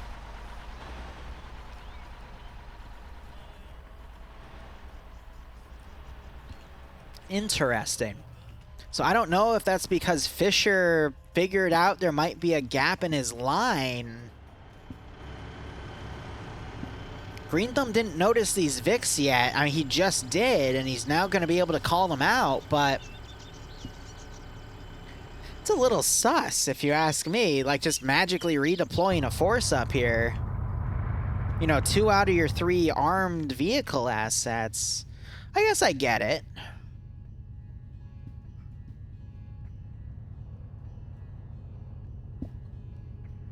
I think you're telling me to hydrate too, by the way.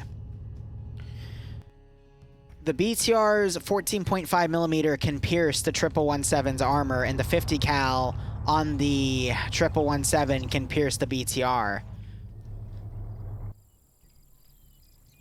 That 240, though, that cannot pierce a BTR, though.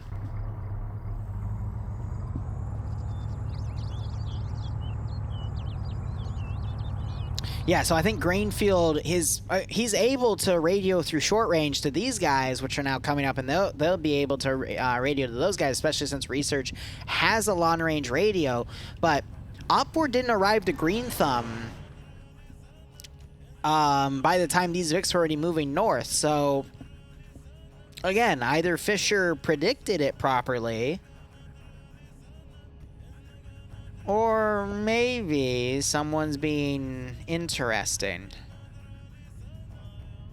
I hate to make accusations, but no offense, it is a little suspicious when Op4 pushes all of their forces in one angle, and then before Blue 4 has any way to detect it, Blue 4 just magically sends everything up north. You know what I mean? It's a little sus. Don't get me wrong, there's coincidences all the time, but it's something you got to think about too. But I'm going to go under the assumption that it was a really good prediction by Blue 4 Command, because I don't know much about Fisher. So I'm thinking Fisher had a good defense line here. He put all of his units out. He had his guys test the river earlier and say, hey, river crossings are going to be a no-go for VIX. So now he's trying to figure out where Op4 is going to bring their VIX. And you got this big amount of water right here too, and you generally don't see VIX cross water like that.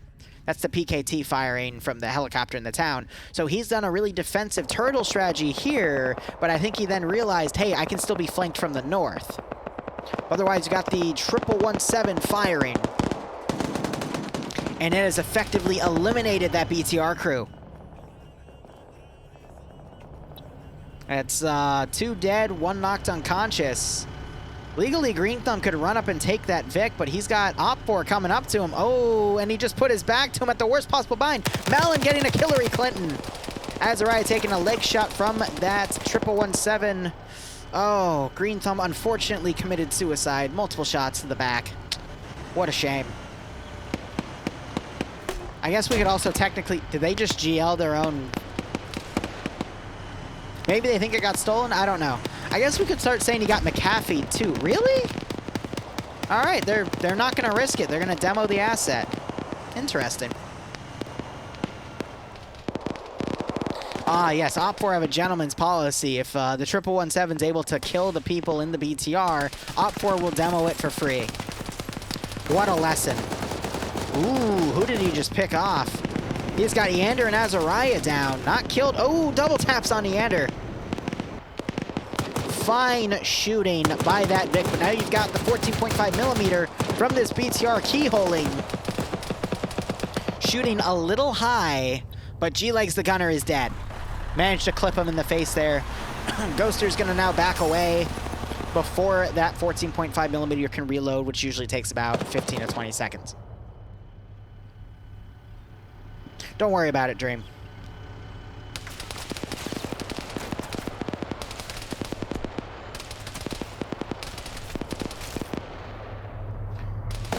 So Vex also flanking.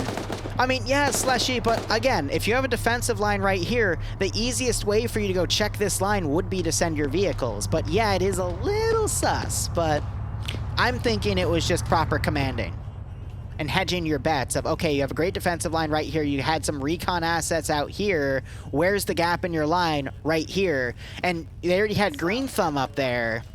So backing them up with some vehicles to go on one edge of the map does seem a little sus, but at the same time, at least that also keeps your VIX in reserve, because what if you get an attack right here, you can then sneak your VIX around and then attack the rear. So it's not just a defense application. I think Blue 4 might have also been thinking to use this angle as well to then flank Op4's attack if Op4 went for a more centralized attack. So there's multiple reasons it could have been done, but you know, it did look a little sus in the beginning, but as we talk about it and think about it, we can ponder and speculate why Blue 4 might have done that. Yeah, the medic's in the minefield. I noticed that too. Because we already have Smith, Eason, and Stark coming around on the rear. Ooh, and Stark has AT. He has the MAT weapon, the medium anti-tank too. Interesting.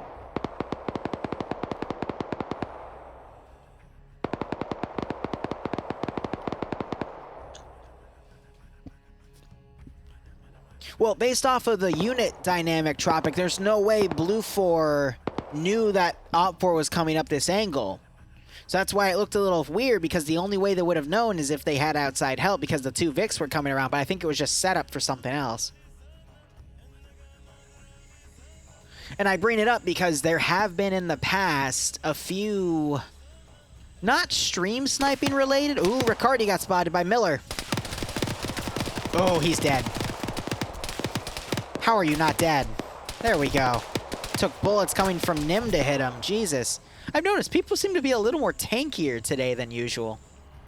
But there was an incident. I forget the community. First off, 2 incidents. One wasn't really meta-aim, but people were hiding in chimneys in an op a few months ago. That was a funny one. But apparently there was a few guys where once they died, they were communicating through Steam messages. Because dead people, once you die, you go into a spectator mode and you can see everything. They were using Steam chat to tell them where people were and shit. So, again, I have to as a streamer here, I also have to be watching to make sure if things are being played fairly, and if I have a strong suspicion about something, I'll bring it up to Dream, and he'll deal with it. Stop discussing cases? Bro, it's from forever ago, but if that's an actual rule, yes, I will shut up about it. I'm curious how 4IB is going to do this, because we have a fan favorite back here. And I want to see it. I want to see Stark do something amazing again.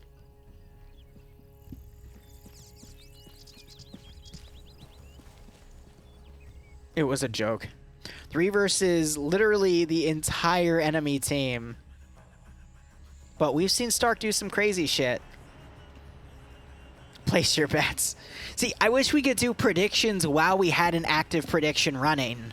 So we could say, hey, is Stark going to do well or is he going to choke? Place your bets now. Maybe I'll come up with a second currency. Or maybe a plugin to do stuff like that as well. Again, there's a lot of things I want to research into Twitch.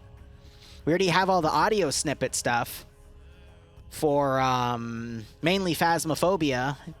By the way, this weekend we'll be doing Phasmo, and I'll be doing it in VR, so you can troll me with those damn audio sound bites. But yeah, we could literally make gambling, and I just take 10%, easy. We can, I can make my own betting app and make it FNF rated. And it does look like Nem is going for a pincer. Half of his force is going to cut through here. The other half going to go on the strong defensive line. What the fuck did that chopper just do?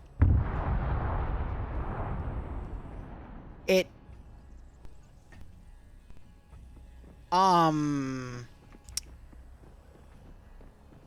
You saw that on the map, right? It just... I think it hit the tower. So an air asset kamikazed into a tower. The 4th of July's in 2 days. Barb's telling me to fuck right off with that. I make bad jokes, okay? Wait a second. All right, X-ray on the rear line over here.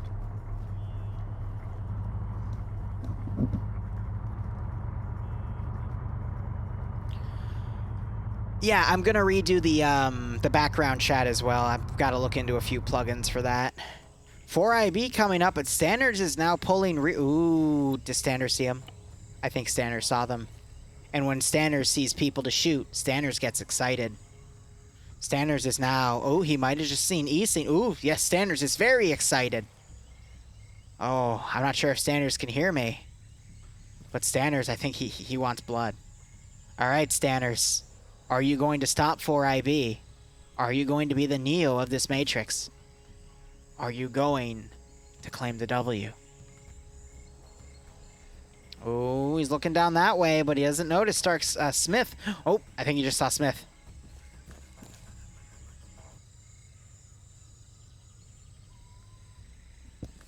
Dun, dun.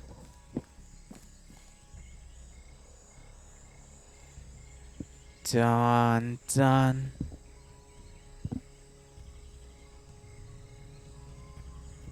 Dun, dun. Dun, dun. He's checking, making sure these guys are alone. Dun, dun, dun, dun, dun, dun, dun, dun. Oh, his mine detector started going. Get him. Hit Smith. Dun, dun, dun. Knocks him out. Yeah, so the mechs have mine detectors. Interesting. All right, so he's going to stop 4IB's advance, but now Op4's potentially turning guys around because they hear those gunshots. He might have also radioed it up, so now they're sending more forces to go check it out. Oh, that's unfortunate, but we also got more Resurgent Dog 4 coming around, but Short and Cheese are on the rear line. Now Op4 is going to start sneaking forces in. Holton survived, and he is still up. He's chilling in a tower. Oh, no. And Fisher no longer exists. And Mellow's like, grenade. That wall got knocked over. Grenade again. And he's dead now. Why did that wall get knocked over? Maybe from the shrapnel? I don't know. Arma be Arma. Alright, so Smith got double tapped. Stark is now running for it. But unfortunately, Standards knows how to aim. And lead his shots. Maybe I just streamer cursed him.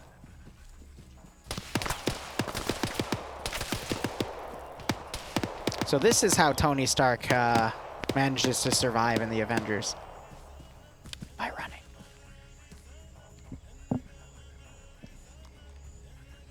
Yeah, I got music in the background, just on the quiet side.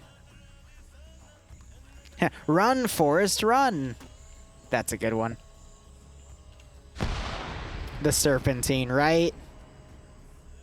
Oh! The pilot getting smoked by the 240 Bravo.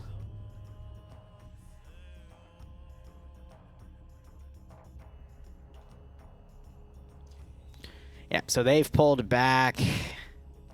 Norris is now walking around the rear as well. He's still got the 240 Vix active. I wonder where the 117's gone. Oh, here it is. So she's right on the defensive line.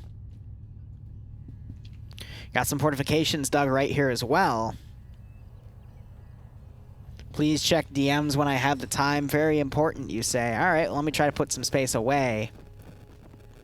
Is Standers Harrison? I know Harrison is an FNF player. Did Standers make this mission? Because,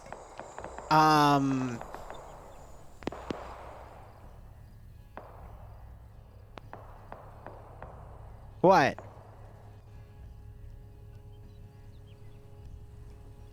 They're DMs for a reason? What? Then write if it's an admin issue.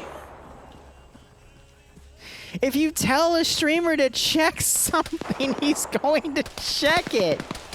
And then ask for clarification. I know, I should just quit streaming right now, right? Not cut out for this one.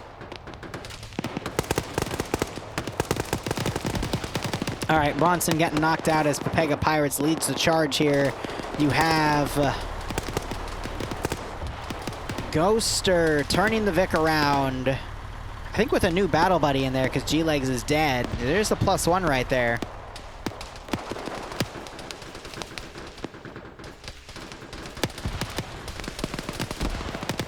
Bronson took another hit. He's got to be careful. Ooh, and we've got Blue 4 right behind a group of Op 4, Dog 4, and Resurge. This could get ugly. I honestly can't tell what he's shooting at. Looks like he missed in that opening spray. Op 4 turned around. They were able to get Dog 4. Resurge just got a drop on someone. Now he's going for Medal.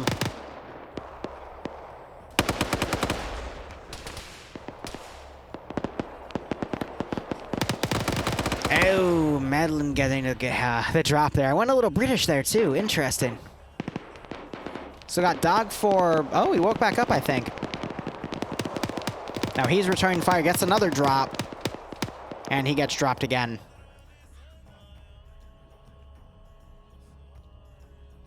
Well, that's because GLs and FNF aren't always the most effective when body armor is used. If there's no body armor like it was in World War II, then explosives are a lot more effective. But because if someone has a chest rig or a plate carrier, they're re-scripted to all have a decent chunk of body armor to it. So explosives aren't entirely effective.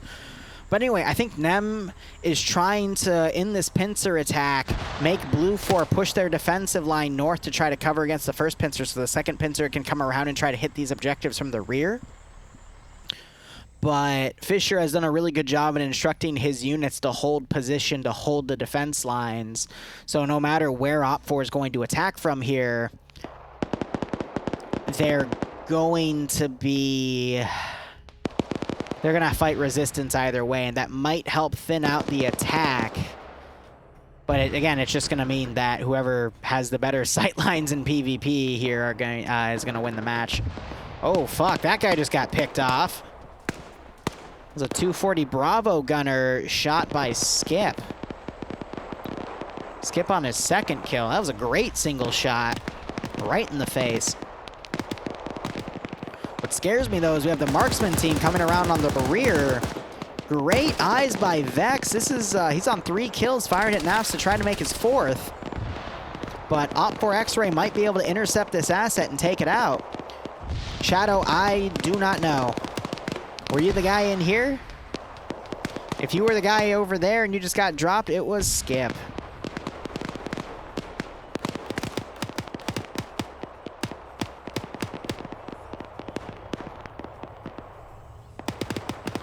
You were SPC Spartan. Hmm? Might as well check, right? You hear the BTRs coming up and starting to engage now. Were you blue 4 or op 4?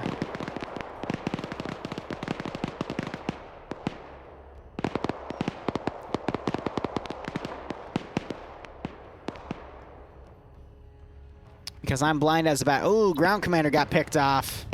Oh, he was one of the 2 that was up here and shot. That's why blue 4 isn't maneuvering, because they don't have any command.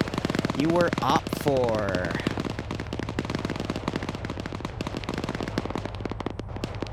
That's not you, is it?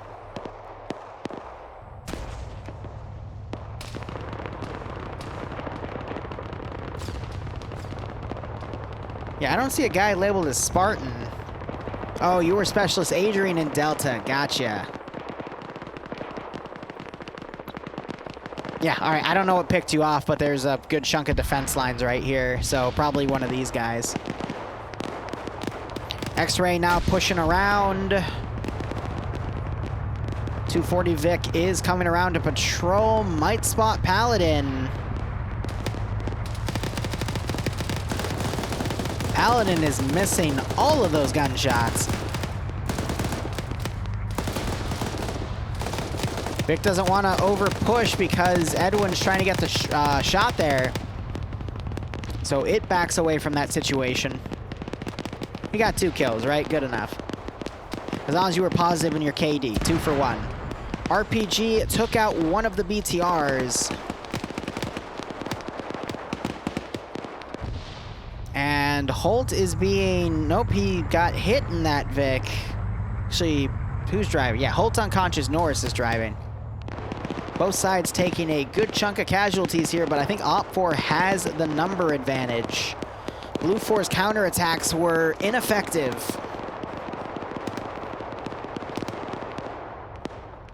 And although Blue 4 still has all their vehicle assets, Op4 is gaining a good chunk of ground. As they're advancing in territory here, Recon has found 1 cache and they are attempting to dead it by mag dumping.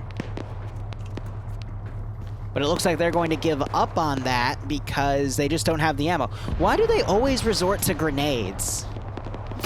I've never seen a grenade destroy a cache. I think except maybe once. Also, explosive trap went off in this building, knocking out a good chunk of Pepega pirates, but I don't see any KIAs there. Yeah, no one's died in their roster yet. Meldon getting picked off by the 1117 here. Yes, Clown, your boys made it in.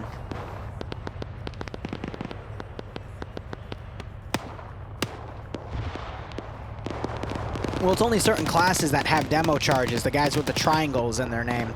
And it's not just demo charges anymore. They could also take tripwire mines, 2 HE and 2 flare, or they can have 4 explosive charges or 2 satchels. Usually it was just 2 satchels. Vargrant, I think, is going to kill Hillary Clinton.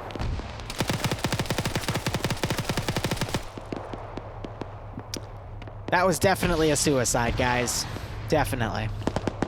Meanwhile, Bronson is breaching this building and is dead. Dingo said no. So X-Ray having full control of this area. We're just seeing some medical done in here. Ooh, Demo Specialist Cheese is trying to run up to this vehicle to see if he can demo it.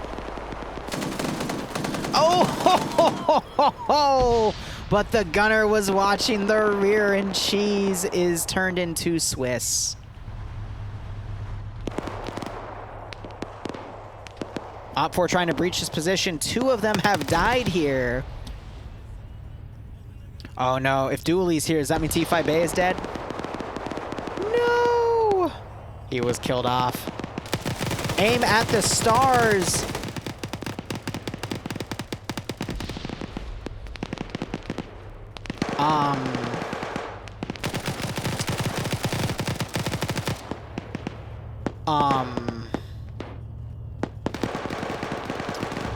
Dooley wakes up first, okay.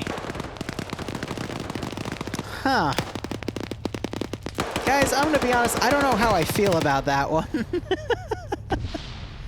That was an interesting firefight there. It wasn't even a trail. Well, Falcon almost getting killed by Nemesis, and I guess Falcon's now coming in to give Nemesis a piece of his mind. Probably went around something like, you old man, watch your fire. I'm not Yanni's mom. You can't hit me whenever you... Wait, no. Never mind. Anyway. Alright, we got the Vic over here. Skip up here. I'm so glad Yanni's not in my chat to hear me talk about his mom. The third cache is in this building. Op4 attempting to come in and do another breach, but 50 cal killed one of these guys as they crossed in. Really good vehicle overwatch is being done here by that 1117. If it is allowed to continue getting good overwatch like that, then I don't think Blue 4 is going to have... No, Op 4 is not going to have... Whoa, actually, never mind. Looking at the amount of guys that are here, I don't think that 1117 is going to be able to make that big of a dent in Op 4's numbers.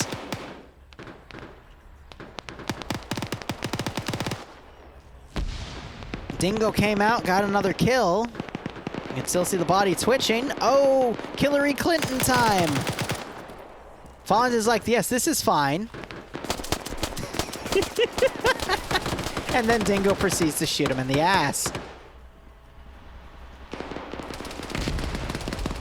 Short AT, that was a Moz round getting fired on Spiky. Looks like Spiky's battle buddy's also down. Oh, Stark, you magnificent bastard. Double tapping Spiky. I was calling him Sparky, my bad. 2 different people. So Stark, technically on 1 kill, knocked out Spiky. I doubt Spiky is going to live unless Hirdo finds her and pulls her in, but then Stark is just going to get another kill. But Stark has a better idea. But Stark just got shot. So he's going to serpentine away.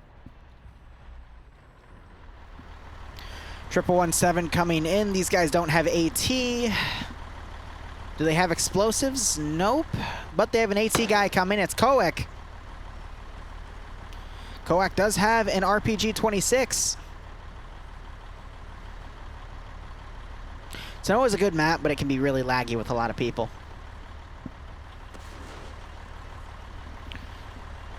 Hey, Koek.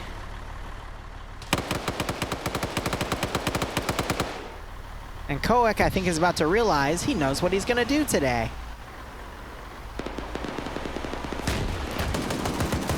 Thankfully, Koek gets the hit. Though an RPG-26 might not always get the kill, it only just damaged the hull. They're going to need a second AT shot. And Kane is head... Oh, no, he's in the body, eating it like a vampire. And no, that wasn't the... That was an explosive charge right here going off. Fred is one-manning up there. And we only have 1 cache left. Falcon getting killed by DJ. Rest in peace, Falcon. You were your machine gun was not enough, I'm afraid. M9 Beretta gain. Oh dear. Maz now going up there. This is looking like an Op 4 victory, guys. I don't really know how else to put it. Maz is Platoon 1 HQ. I mean, they have to know it's this building, because that's the... I mean, it's either that or that building right there. Maybe those two, but some of them are serial boxes, which means you can't enter the building. So yeah, they're going to fully check that one, see it's not in there, so they're going to then swarm that one. So we got Norris and Stark running in. Fred is still holding the high ground. I love how they did a light fortification of this ladder, too. This is the beginning of the end. Norris and Short getting into a firefight. And they're going to pursue each other. Ooh, you have a nice little tower right there. Vagrant now across the way. Tries to throw a grenade in that building. Totally walks by the grenade. And King gets knocked out while he's eating that poor bastard. Stark got spotted. And now he's in the low. I believe this is Rice. He's trying to crawl away. Actually, don't know what plant that is. I think the soundtrack for Arma 3 is a separate DLC, yes.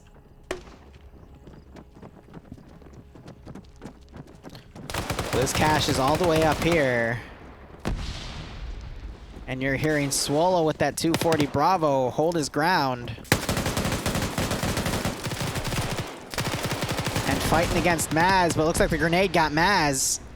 At least finished him off. You hear him reloading. Ooh, Stark running around trying to kill Anderson. Head honcho of NA. Looks like he got, oh no, those are two blue dead guys. Oh, he gets Nemesis. He gets, oh my god, double kill. All right. He's now a crippled boy. Semper doesn't see him. And Anderson's on the prowl. Here comes the 113 after it pulled away and repaired itself a little bit. Oh, and Stark gets found by Anderson. And I just heard another explosion of some sort. 113 driving by and spraying down everything, but... Oh, DJ just got killed. It's just up to Swola. And he's just trying to make himself some nice lunch.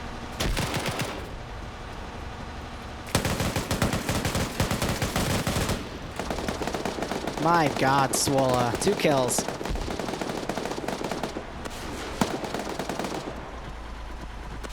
Still got Fred and Norris in the town. Ooh, who's this running upstairs? It's Vagrant.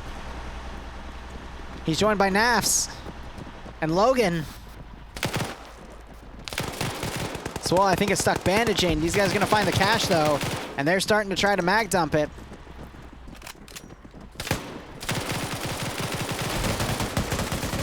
Oh, there's the 240. Oh, but he gets shot as he overcommits into 2 guys already firing at the cache. And that's GG. Only the 117's alive outside with Patriot and... who else in there? Ghoster. Wow, the stolen 249. This might take a hot second. There it is. Never mind.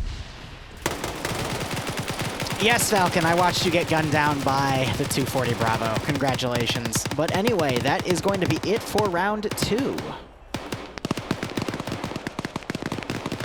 Op4 wins, and we will be going into round 3 momentarily. I will also be taking a break. Harrison, I honestly liked the AO, yeah. The custom structures in it were pretty nice. 2K view distance was also, I think, a good touch as well. Let's go ahead and see what the 3rd round is, and then I will run the ads. We'll go in intermission, pay off the prediction, and I'm going to go get some more water. All right, on Sur Sorry. Awesome. They were AT and AP minefields. Okay, I only saw AT mines, but I guess the AP mines were buried. But that was a pretty good one, in my opinion.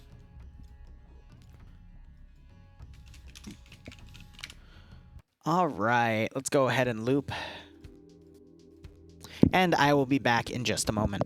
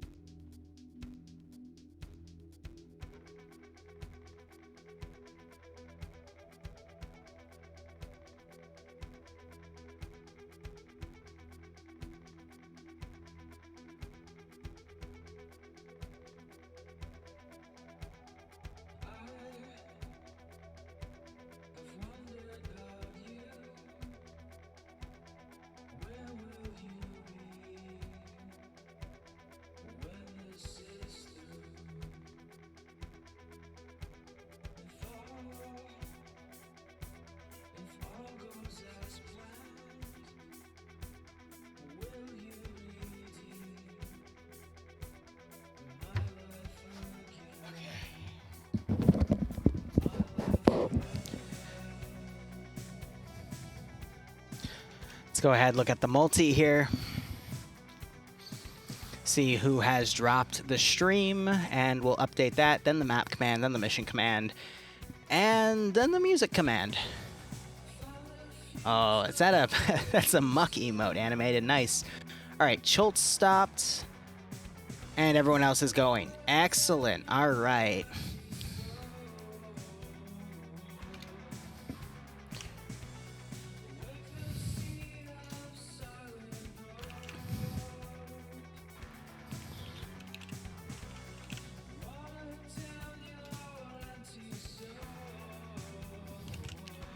Alright, this is round 3 of EU, and NA will be at ST. What do we got here? Neutral sector.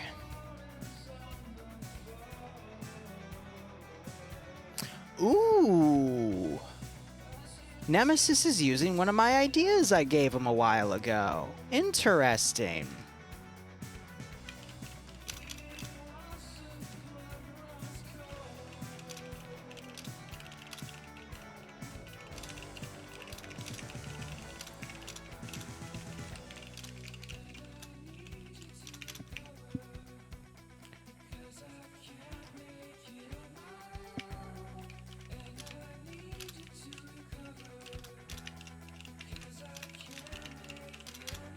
One second, I'll explain.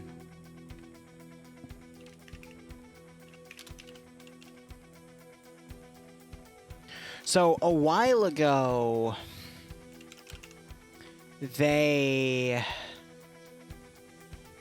I'll wait for music. They asked a lot of people, what new game modes would you like to see for FNF? So I gave them a few game modes.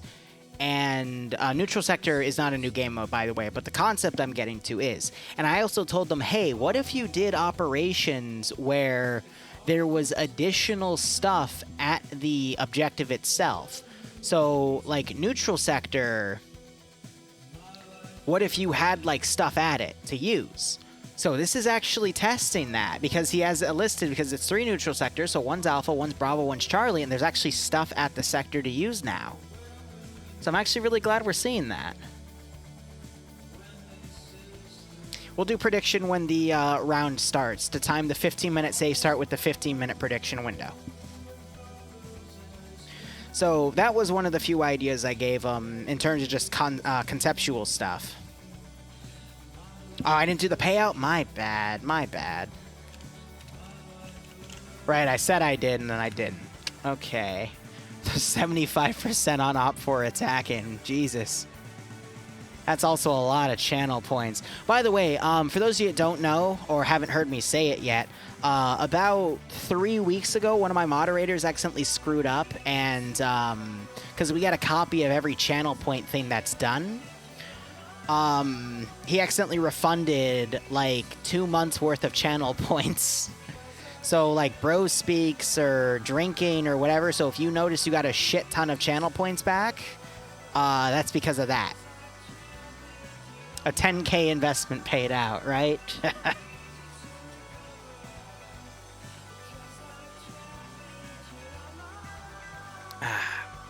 Shadow, thanks for reminding me. So we don't, in our fridge, we don't have a water filter like I did in my old house that's like built into the fridge. So instead we have this big Brita filter box. And I swear the water from that is colder than what I would get from that filter.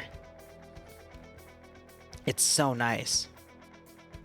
But with the rate of how like quickly I go through water, even though it's like a, I want to say like a 5-gallon container, I go through that like every other day. So I have to refill it every 2 to 3 days, you know? Yes, I am also working on channel point stuff as well. There's a lot of overhauls between my own system and Twitch that I'm going to be working on that I've already started, actually. It's just... So we actually got pushed back a little bit because I made a big list on Patreon of things we'd be getting done this week, and some of it is going to bleed into next week because yesterday our AC decided to stop working.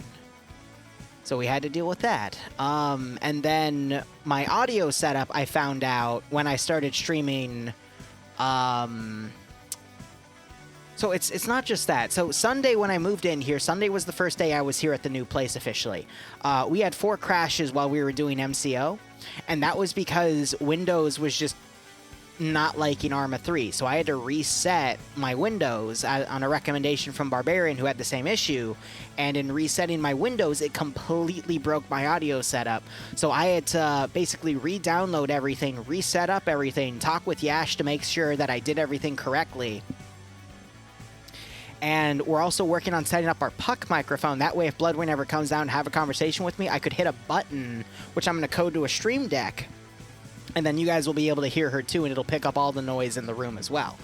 So there's a lot of cool little things we're working on.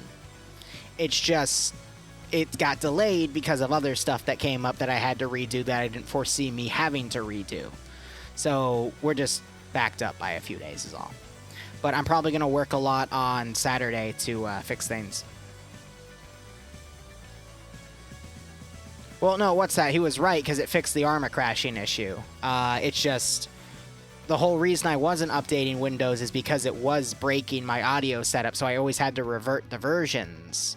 But it just came to a point of after I moved, my Windows decided now would be the time to just start crashing on things.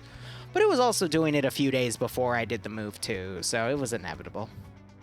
I just didn't think about the repercussions of what that would all cause, you know?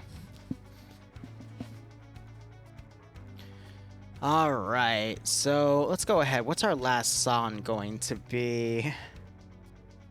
What's Suasari as a map again? I've completely forgotten. Oh, it's the island. Alright, I'm gonna do a stupid song then. What's it called? What's it called? What's it called? Yeah, I'm gonna do Shipwrecks. Oh my god. Yep. Even though the music is barely audible in the background. It's more so for me. But I also want to see if I can get the music routed through a different channel, but that means I'm going to have to download everything locally and run it all through a sound mixer. Yeah, typical tropical island sound, even though it's not a tropical island. And Russo is giving me a Twitch URL. Okay. Let me go ahead and get that added to the multi real quick. And I haven't seen his Twitch URL before. So we've got a new POV. Okay.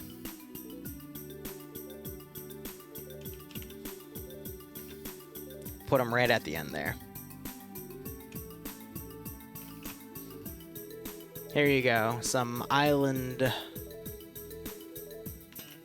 I don't even know what word I was about to say after that one. There you go. Oh, is Standers giving it to me too? Oh my god. All right. There we go.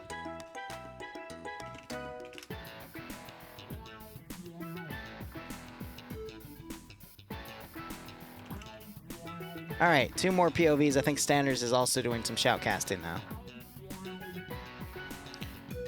So just do multi again and you can get his as well. You can hear Bloodwing diss my memes live. Wow. Okay, yes, it's true. She doesn't appreciate my memes, but you don't have to go on the personal attack like that, okay?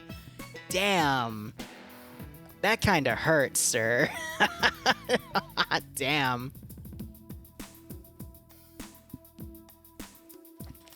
Some of you just go immediately below the belt.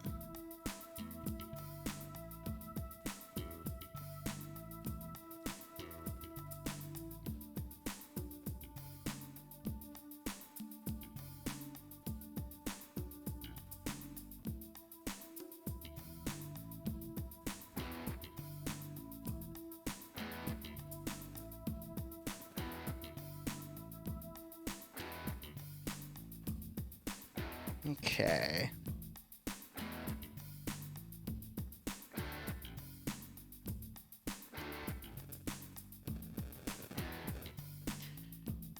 Just waiting for the round to begin. Let me know if the music's too loud, by the way, and I'll turn it down.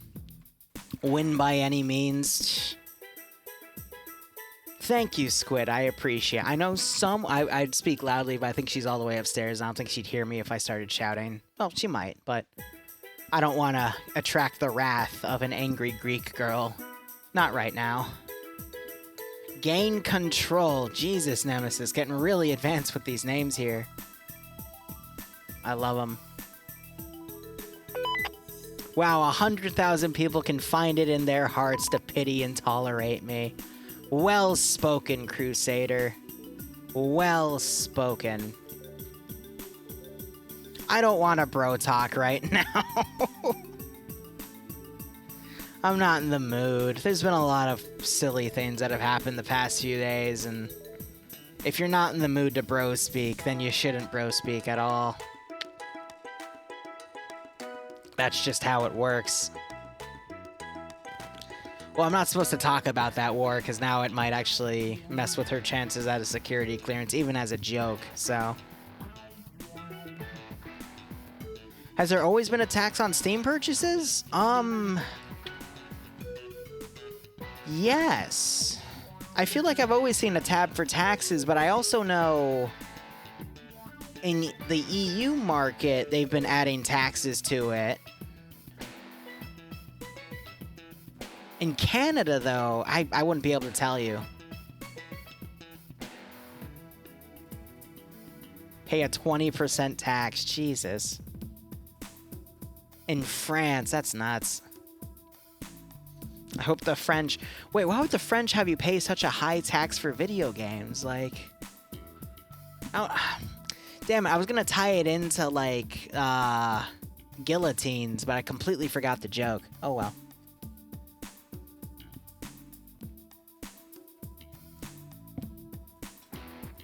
$20% if using a credit card. Gotcha.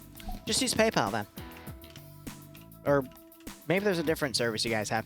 Then again, I'm going to be honest. PayPal has honestly gone to shit over the past few years. They lost my tax information like 3 times over the past 12 months, and I kept having to resubmit it, and I finally just stopped. And they threatened to shut my account down like 4 months ago, and they still haven't done it. So I'm like, I'm waiting. Do it. I'll just make another account and go through the process again.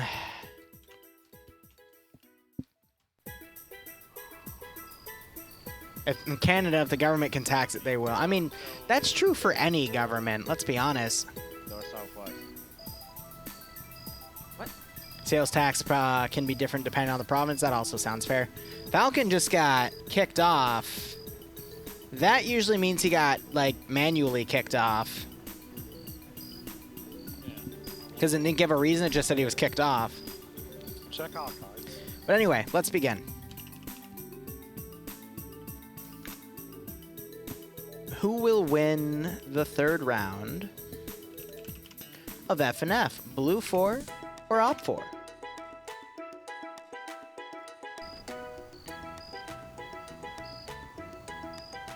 Who did Falcon piss off this time, right? But anyway, Blue 4 is US based, so 5.56 weapons, 249s, 240 Bravos. The matte weapon, medium anti-tank, is the Maz. The light anti-tank is the M72 Law. And who do they have on their side? They got Mighty Sardine commanding, which we've seen command time and time again. A lot of newer names commanding this week, which is really, really nice. We got DJ Dart being the marksman with the 20-round Mark 11. UTG, Not Bay, Dooley, Snow Owl, Schneider, Fonz, Scandi Recon with the 28th on Charlie. Also Flying Finn leading the squad, Azariah being the medic, Charlie 2 being taken by Eander again with Yanni Finn supporting him. People doing enhanced movement to jump around, and UPSC also on Blue 4. All right, a good chunk of them are sticking around towards the end. They will be fighting Maz on Op 4. He is commanding with Indigo Fox and Benario under him. He's got Tass, MLG Legs, Phoenix, Spiky, Green Thumb, Nordic Prophet. Ooh, Nordic Prophet's in AA. Huh, didn't notice he joined that group. Nice. They're a pretty good casual community. I think you'd be a good fit in there. Jib Style, Connor, Hazmat. That's probably been like that all day. I just haven't noticed till now because I'm a goober. Olaf, Connor, Dingo, Bacon Flavored, PLH, led by Lusode in this group, Swola, 4IB. Stark is going to be under Op4, so for all you Stark fans out there, you know who to bet on. Vargran, Adrian, we got to watch him because he comes in to ask who got him, who killed him. Riptality, Sam, Shrimp, Ghoster, Fred. I would say slightly more seasoned players on Blue 4, but it could still go either way. Because Maz has, Maz, I would say, is the slightly better commander here, but, I mean, who's commanding Op4? No, so that's Maz. Mighty Sardine, actually, no. I'd say they would be evenly matched here. So we'll see. But let's actually look at the sectors here. So the closest sector is Alpha. All of these are equidistant, by the way. Interesting. So you'd want to rush Alpha so you can get the Gaz-66, drive down the SSR, and get to the other two sectors. But anyway, Alpha itself is this area right here. Also, guys, how's the music? Is the music too loud? Because I am still rebalancing all my audio settings here, so... We've got that area for Alpha, which is just a T intersection. Bravo is a construction building. And the Dishka is right here. So it's meant to be like carried in and used on either side. All right, that's cool. There's no pre-positioned Dishka. I like that. It's a little loud. Thank you for letting me know. All right, turn it down slightly. Let me know if it's still a little loud. And then Charlie here is on the lighthouse. You can actually see the lighthouse beams. You've got the PKT Humvee right here, which is what that designation of M is in the mission command. And overall, it's a pretty solid sector. But I like how they're somewhat... no, they're mostly equidistant. I would say slightly leaning in Blue 4's favor. But Blue 4 doesn't have a direct line to Charlie, for example. They have to follow the coast. Meanwhile, Op 4 actually does have a direct line. So they're measured out pretty well here. But yes, since we're now transitioning to third round, what's that is right, let's get off of politics and taxes, and let's focus our attention back to the stream. Cheese is wonderful. There's so many things you can do with it, but it is getting so damn expensive. Next topic.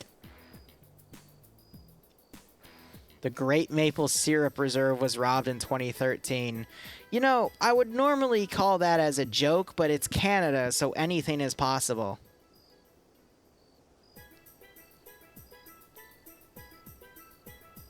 Oh, man. I don't know who you'd bet on at this point. If you're a Stark fan, bet Op4. If you're a Scandi Recon or Pepega Pirate fan, like you're obsessed with Guy Fieri sending people to Flavortown with his flux capacitor and clowning around on Blue 4, vote Blue 4. If you're a Maz fan, vote Maz. If you're a furry fan, vote Venero. And if you don't care and you want to make safe bets only, don't bet this round. Oh my god, Squid, let's stop talking about fucking taxes, kids. Let's wait for a Spice and Wolf stream, then we can get into all of the economics that we want, okay? It actually did happen. I don't doubt you, Warsage. It's Canada after all, but let's focus, guys. Ask questions about the AO, because neutral sectors are super easy, because you just go over what one side has, go over what the other side has, go over the rosters, go over the AOs, and then it's simple as that. You can vote whatever I can. I can't win or lose. Wait, but if you vote the wrong outcome, you lose, and if you vote the right outcome, you win. Does the AO have... No, there are no taxes in the AO. You goober.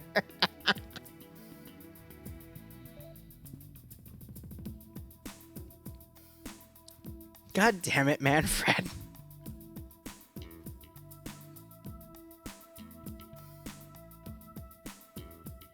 There are no taxes in Boston. I feel like that's also false, because a city like that would need a lot to spend on for taxes. Drop the fucking taxes! Barb, I don't know, because no one tells me anything anymore for FNF. I would assume no, but we'll see. Don't leave safe zone early-wise, because Op 4... Okay. Don't be on yelling. Yeah, so Fred just reminding everyone what the rules are. I think Fred is actually a new, one of the newer admins for FNF. Or at least the latest admin to get admin. Damn it, Warsage.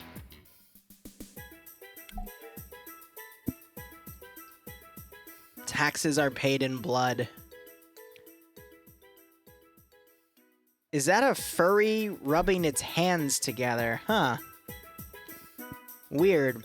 Does the avatar pay taxes? I would imagine so, but let's get off of the fucking taxes.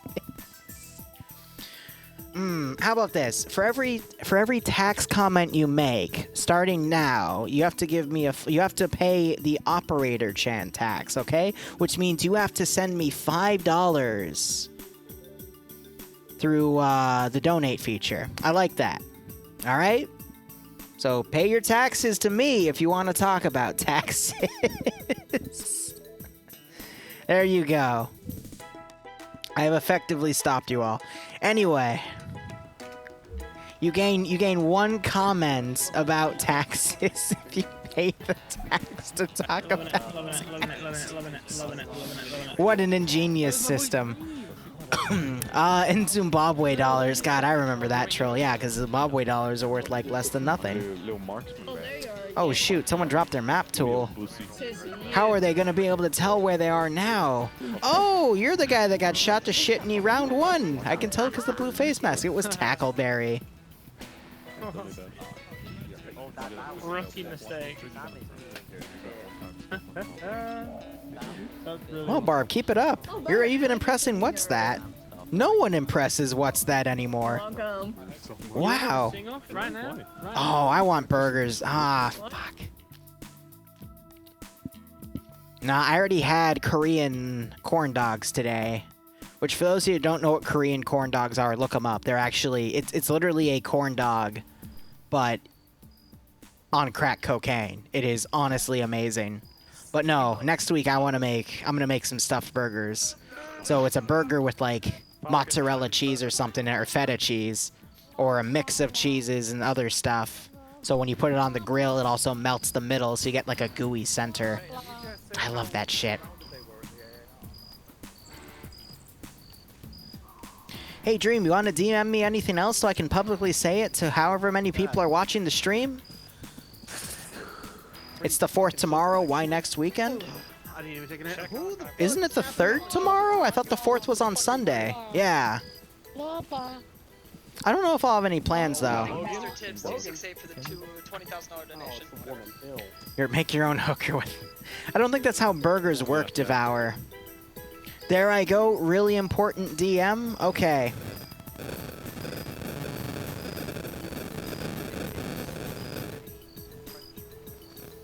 How do you join? Remy, all you gotta do is !FNF.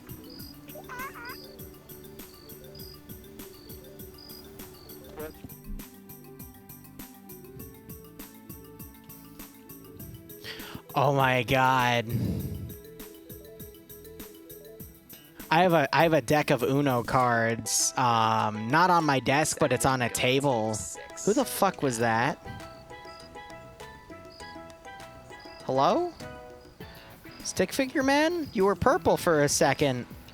Please tell me we don't have Purple Man and FNF now haunting the server. I really don't need that in my life. Aim, do it. Willow Tree, thanks for giving Dream a sub. Remy. I said... Remy is with an I, Remy is with an E. Thought I might throw in a bit of heal.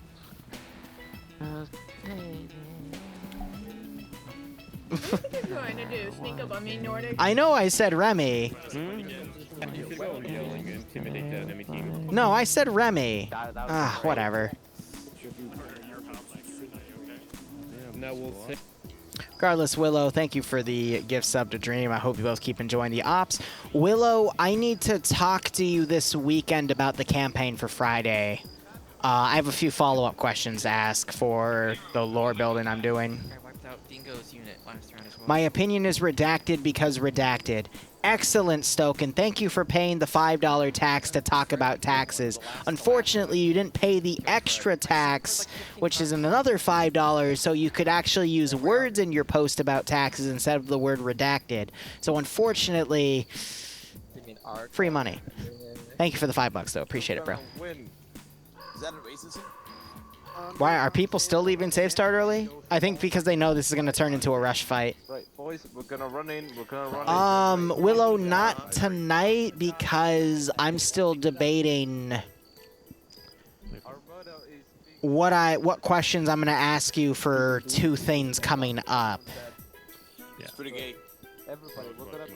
And I don't know how I'm going to word them yet, if that makes sense. West of this, stick close together. Don't just move with the infantry. We're moving as a squad. Hey, Fon. Over here, Alpha. Over here. Over here. Well, what's that? They don't ban the rush fights. Also, Barb, why do you want to drive screwdrivers in your ear? I don't think that's good. I think you should have a doctor look into that, or a therapist. One of the two.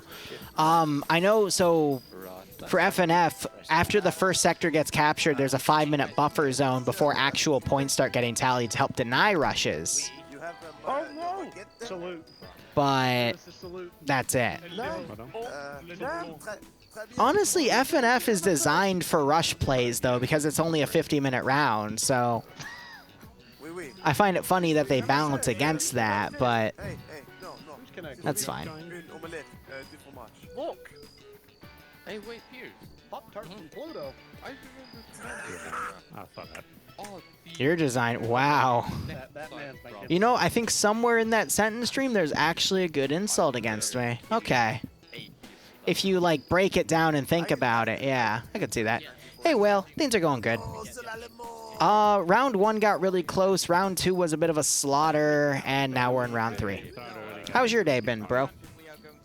What'd you say?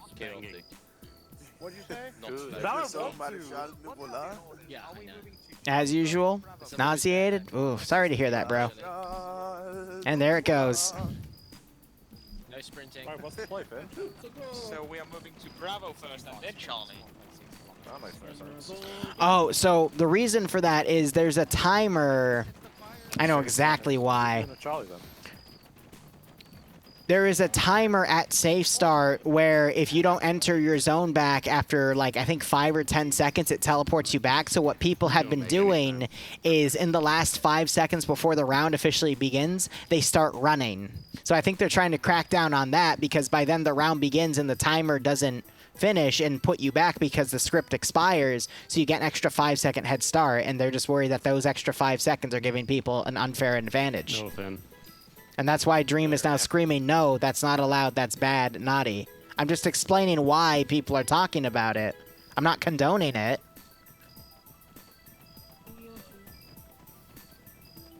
Nor am I going to condemn it, because that's actually a really smart meta strategy. But, I mean, if it's against the rules, it's against the rules, and you got to follow the rules.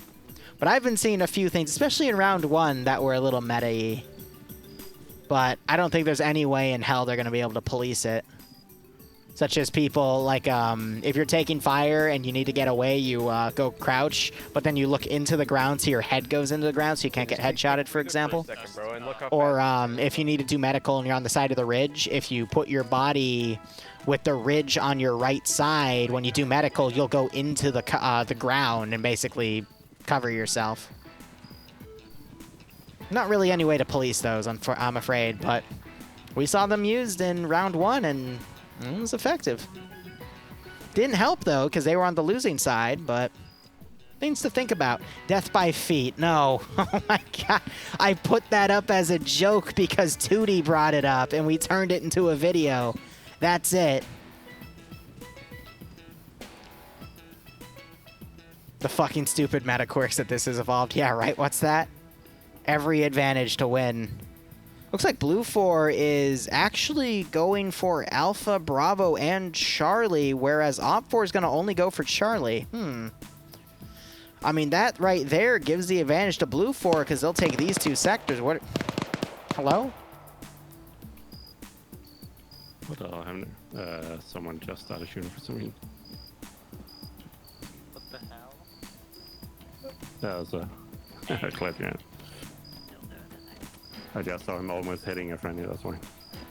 Are you okay? How is your firearm like, though? Did you see a ghost? Did that purple man we saw over there show up?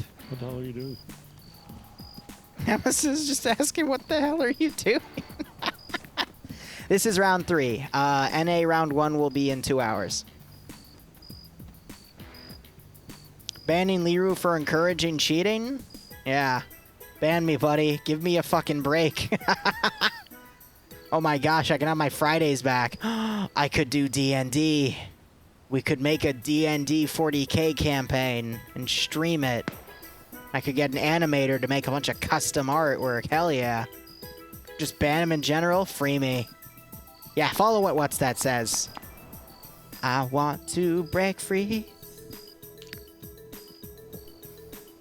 That was horribly out of key, and I'm so sorry. It's the redacted collector. The Rubine main to full admin. No!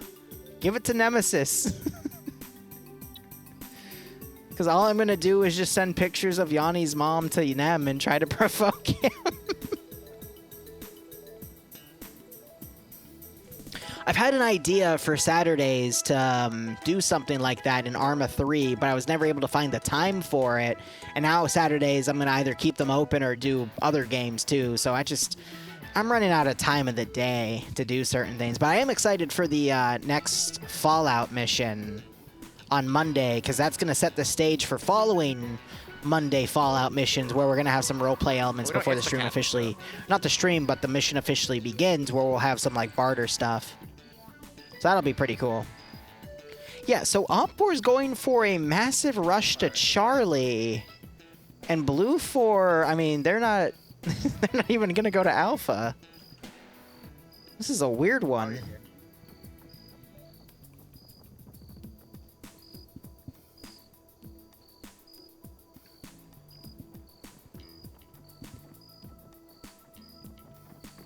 If you want to go there, Pigeon, go. Feel free to go up there. But I'm sitting on the staircase. Oh, you stole my spawn.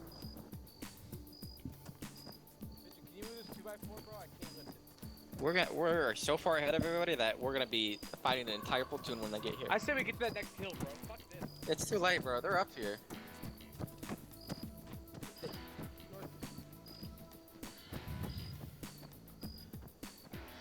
It's Maz commanding Op4, right? What is he thinking? I guess maybe take Charlie and then you do a unified battle line to Bravo and Alpha, or just hold Bravo and Charlie?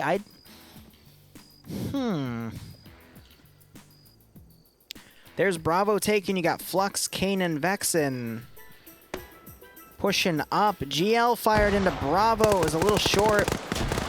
Kane.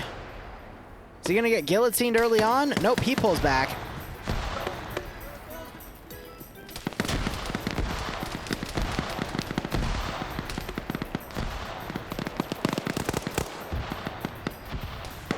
Fred almost getting picked off. Sam trying to hit Russ actually isn't able to connect a shot as Falcon is flanking around with a 249. Sam's gotten in the PKT truck. Actually, that would be a PKM. PKT doesn't have the wooden handle. It's not a handle, that's a stock. I called it a handle because he was holding it like a fucking handle. Yeah. So now Op4's trying to counter. In the vehicle. And I think Sam just mentioned he shouldn't have been in the Vic, because Falcon is hunting. Mike caught reloading. Falcon gets his second kill. Yep. That was the first one. Let me go ahead and mute myself so we don't hear Sam complain that he got killed first. Unfortunate for Sam. But now Falcon is against an entire squad of enemy forces here. He's throwing grenades like crazy. Manages to get one right on top of Research, and Research tanks it like a champ. The battle for Charlie has begun. Is Blue 4 going to send forces up there to Alpha? No, they are not. Interesting.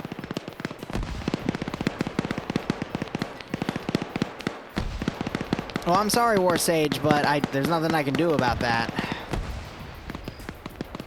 If you got timed out and weren't able to make a prediction, then sorry. Charlie taking the sector. AT Herd going into the building. I have no idea who launched it. Looks like these 4 are moving up to Alpha, realize it hasn't been captured yet. And you got Blue 4 doing a really nasty flank. That is Nafs and Malin. There's a dead guy right here. Oh, that's Nim. Nim died early. Unfortunate. Now Malin has a 240 Bravo, and he's trying to get some pickoffs here. Oh no, Nordic. Nordic, no. I know you want to have fun. You're a great viewer, but you're in Scandi Recon sightlines. There's not much I can do for you. Falcon is swimming back. He's trying to hide and wait for Op4 to push past so he can hit him in the rear with the machine gun. Very solid tactic there. Tackleberry right below Scandi. Logan opening up and eliminating Ash. He's trying to get the double taps. Paladin coming up, knocking Nafs out, but Malin is able to spray him down with a 240 Bravo. Tackleberry coming up on the flank, trying to get a kill on Malin, but is stopped as Logan fires and Malin finishes him off. Swola now putting some shots on Flying Finn. Flying Finn returning fire. Big explosion just happened over here. Now the question is, what is Falcon gonna do? Oh, he's been spotted, so he quickly hides underwater, knowing that bullets aren't gonna be able to hurt him. Good call. Explosives going off, knocking out Lusode. He'll probably wake back up. Unless that collapsing woodpile killed him, but it did not. A lot of explosives have gone into right there. Holy crap. And Op4's numbers are looking lighter and lighter as Blue 4 is just completely pushing on the Op4 line here and just compressing it down to Charlie. Meanwhile, Blue 4 X-Ray starting to enter Alpha. Hopefully that'll be taken in a minute. There's only 2 guys in the sector, so it's going to be a bit slow. Now you're going to start seeing people disconnect because it's round 3, excuse me. And there's nothing for another hour and 50 minutes. Falcon trying to get some pickoffs here. Resurge running up to his position. Falcon getting a 4th kill. Make that 5. Falcon taking fire. He's going to back off. Is going to run into Resurge. He does, and he gets the headshot on Resurge. 6 kills for Falcon. Oh, we just had the westernmost Op4 guy get picked off by Not Bay and Dooley as they come around. That's his 1st kill. But Op4 is not looking good here, folks. Falcon has been one to watch for the past few weeks. Falcon with a machine gun, like a hawk. If anyone remembers that one from so long ago. Hiding under the water again. Dog4 getting breached by Lusode and taken out. Doesn't die, only unconscious, might be brought back up, and there's Alpha captured. And just the amount of Blue 4 compared to Op 4 here, it's not looking good, guys. He's channeling the inner spirit of Audrey Hado. Exactly, and as I say that, who just killed Falcon? Was it Lusode or was it Riccardi? I did not notice. Might have been Riccardi because he has the high ground here. But yeah, 6 kills is not bad. Blue 4's running low on momentum here, but they're going to start counterattacking from Bravo. No, we got shot in the face. He wouldn't have drowned. Drowning takes like 30 seconds of being underwater. Having some thermite grenades being thrown up here. Interesting. Got some guys knocked out over here. Vex might be grenading his own boys. Nope, okay. Guy Fieri trying to get some pickoffs from the rear. Manages to knock out one of the task guys. Got another one dead right here. Swolo returning fire. Vince woke back up. Keen still unconscious. Riccardi taking shots from Blue 4's northern advance. That's Scandi Recon up there with Charlie 2. Mello trying to return fire with that PKP. They're firing at the fire effect from the thermite grenade. Norris and Grav still alive. Could do some significant damage on the flank. Jeez, Manfred. Get downloading then, buddy. It's going to take you a day to download. So I think Blue 4 is in a good spot here. They've got a really good concave on this AO. They got people inside. They got both Alpha and Bravo compared to Op 4 only having Charlie. So they're going to develop a 2-to-1 ratio lead on points. I don't see how Op 4 is going to be able to bounce back. They're forced to play defensive right now. And Blue 4 knows that Op 4 all went here, so they can just all in the attack and not commit anyone to defense. Lucille and Ape of the Stars knocking out that one Blue 4 defender. Another thermite grenade is thrown. It's just going to be up to Grav to sneak around on the rear. But he is spotted and eliminated by Stark, who is on his second kill. So it might have been Stark that came around and got this kill. I don't know. AT coming in on the lighthouse. I think you can destroy this lighthouse. Riccardi's been knocked out.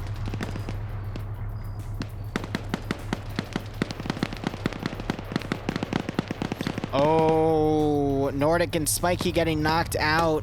That was by, I believe, Kane or Not Bay. Not Bay's reloading, so I think it was him spraying. King getting knocked out again.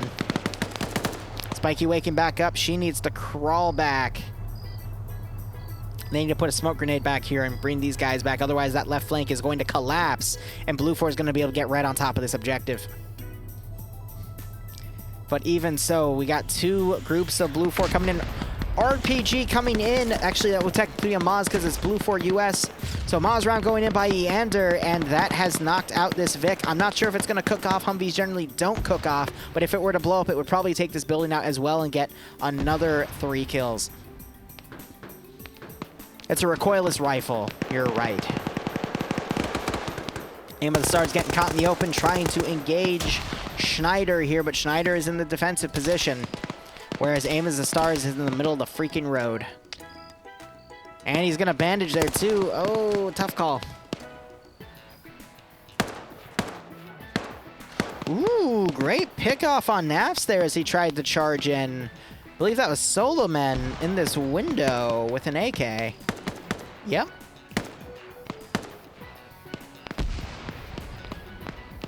You know, I actually don't know the difference between a recoilless rifle and a rocket launcher.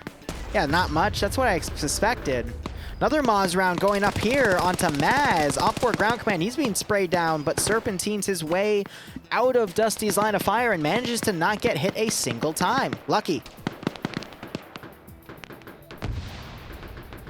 I mean, Falcon was the one that came on the beach and got 6 kills, so yeah, there's a lot of opportunity there, but unfortunately, Stark decided to have the same strategy too, and Stark unfortunately outplayed Falcon.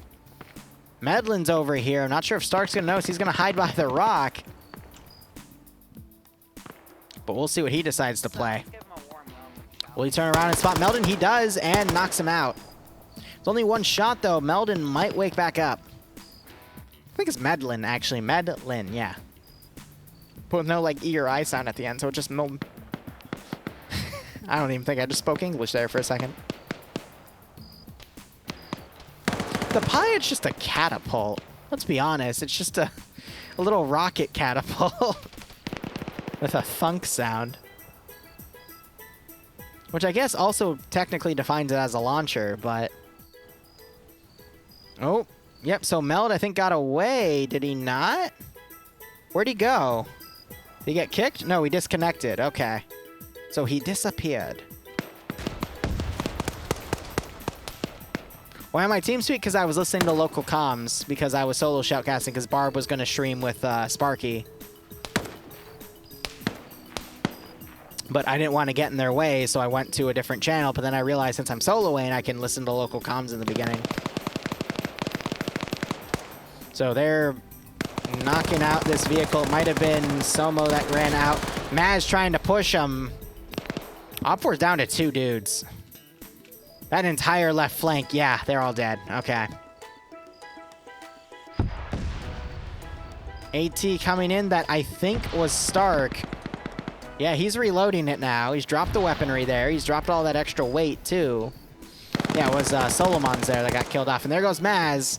And now Stark is the last man standing. Guys. He has to fight 3, 4, 5, 6, 7, 8, 9, 10, 11, 12, 13, 14, 15, 16, 17, 18, 19, 20, 21, 22, 23, 24, 25, and 1 AFK guy.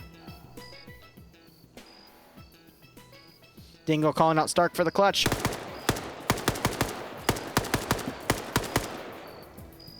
Gets the kill on Jax. About 2 to 3 squads worth of dudes, yep. But he got one, so he's gonna have to channel the inner spirit of Audrey Hotto. There you go, what's that? Oh, he just got hit twice. But thankfully his strong Russian Stalenium plate saved him. Blue 4 allowed pistols only. Wow, Dingo, making up your own rules now.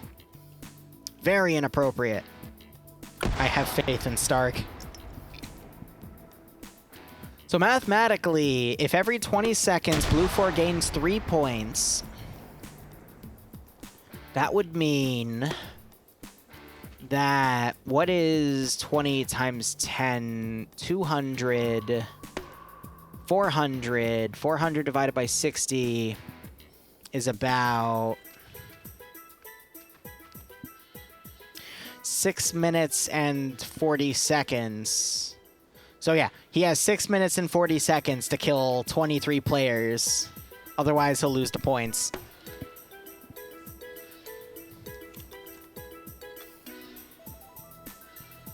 And now that he's saying it's 20v1, all the Blue 4 players are going to come over to where the gunshots are. Thereby, I guess, screwing Stark.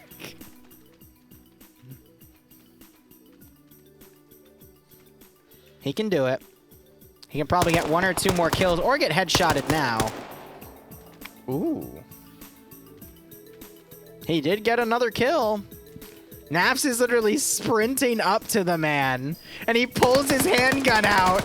Naps, what are you doing? They've all taken their handguns out.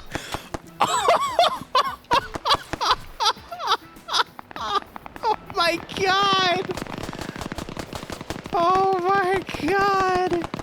I didn't think they'd take that seriously. Jesus!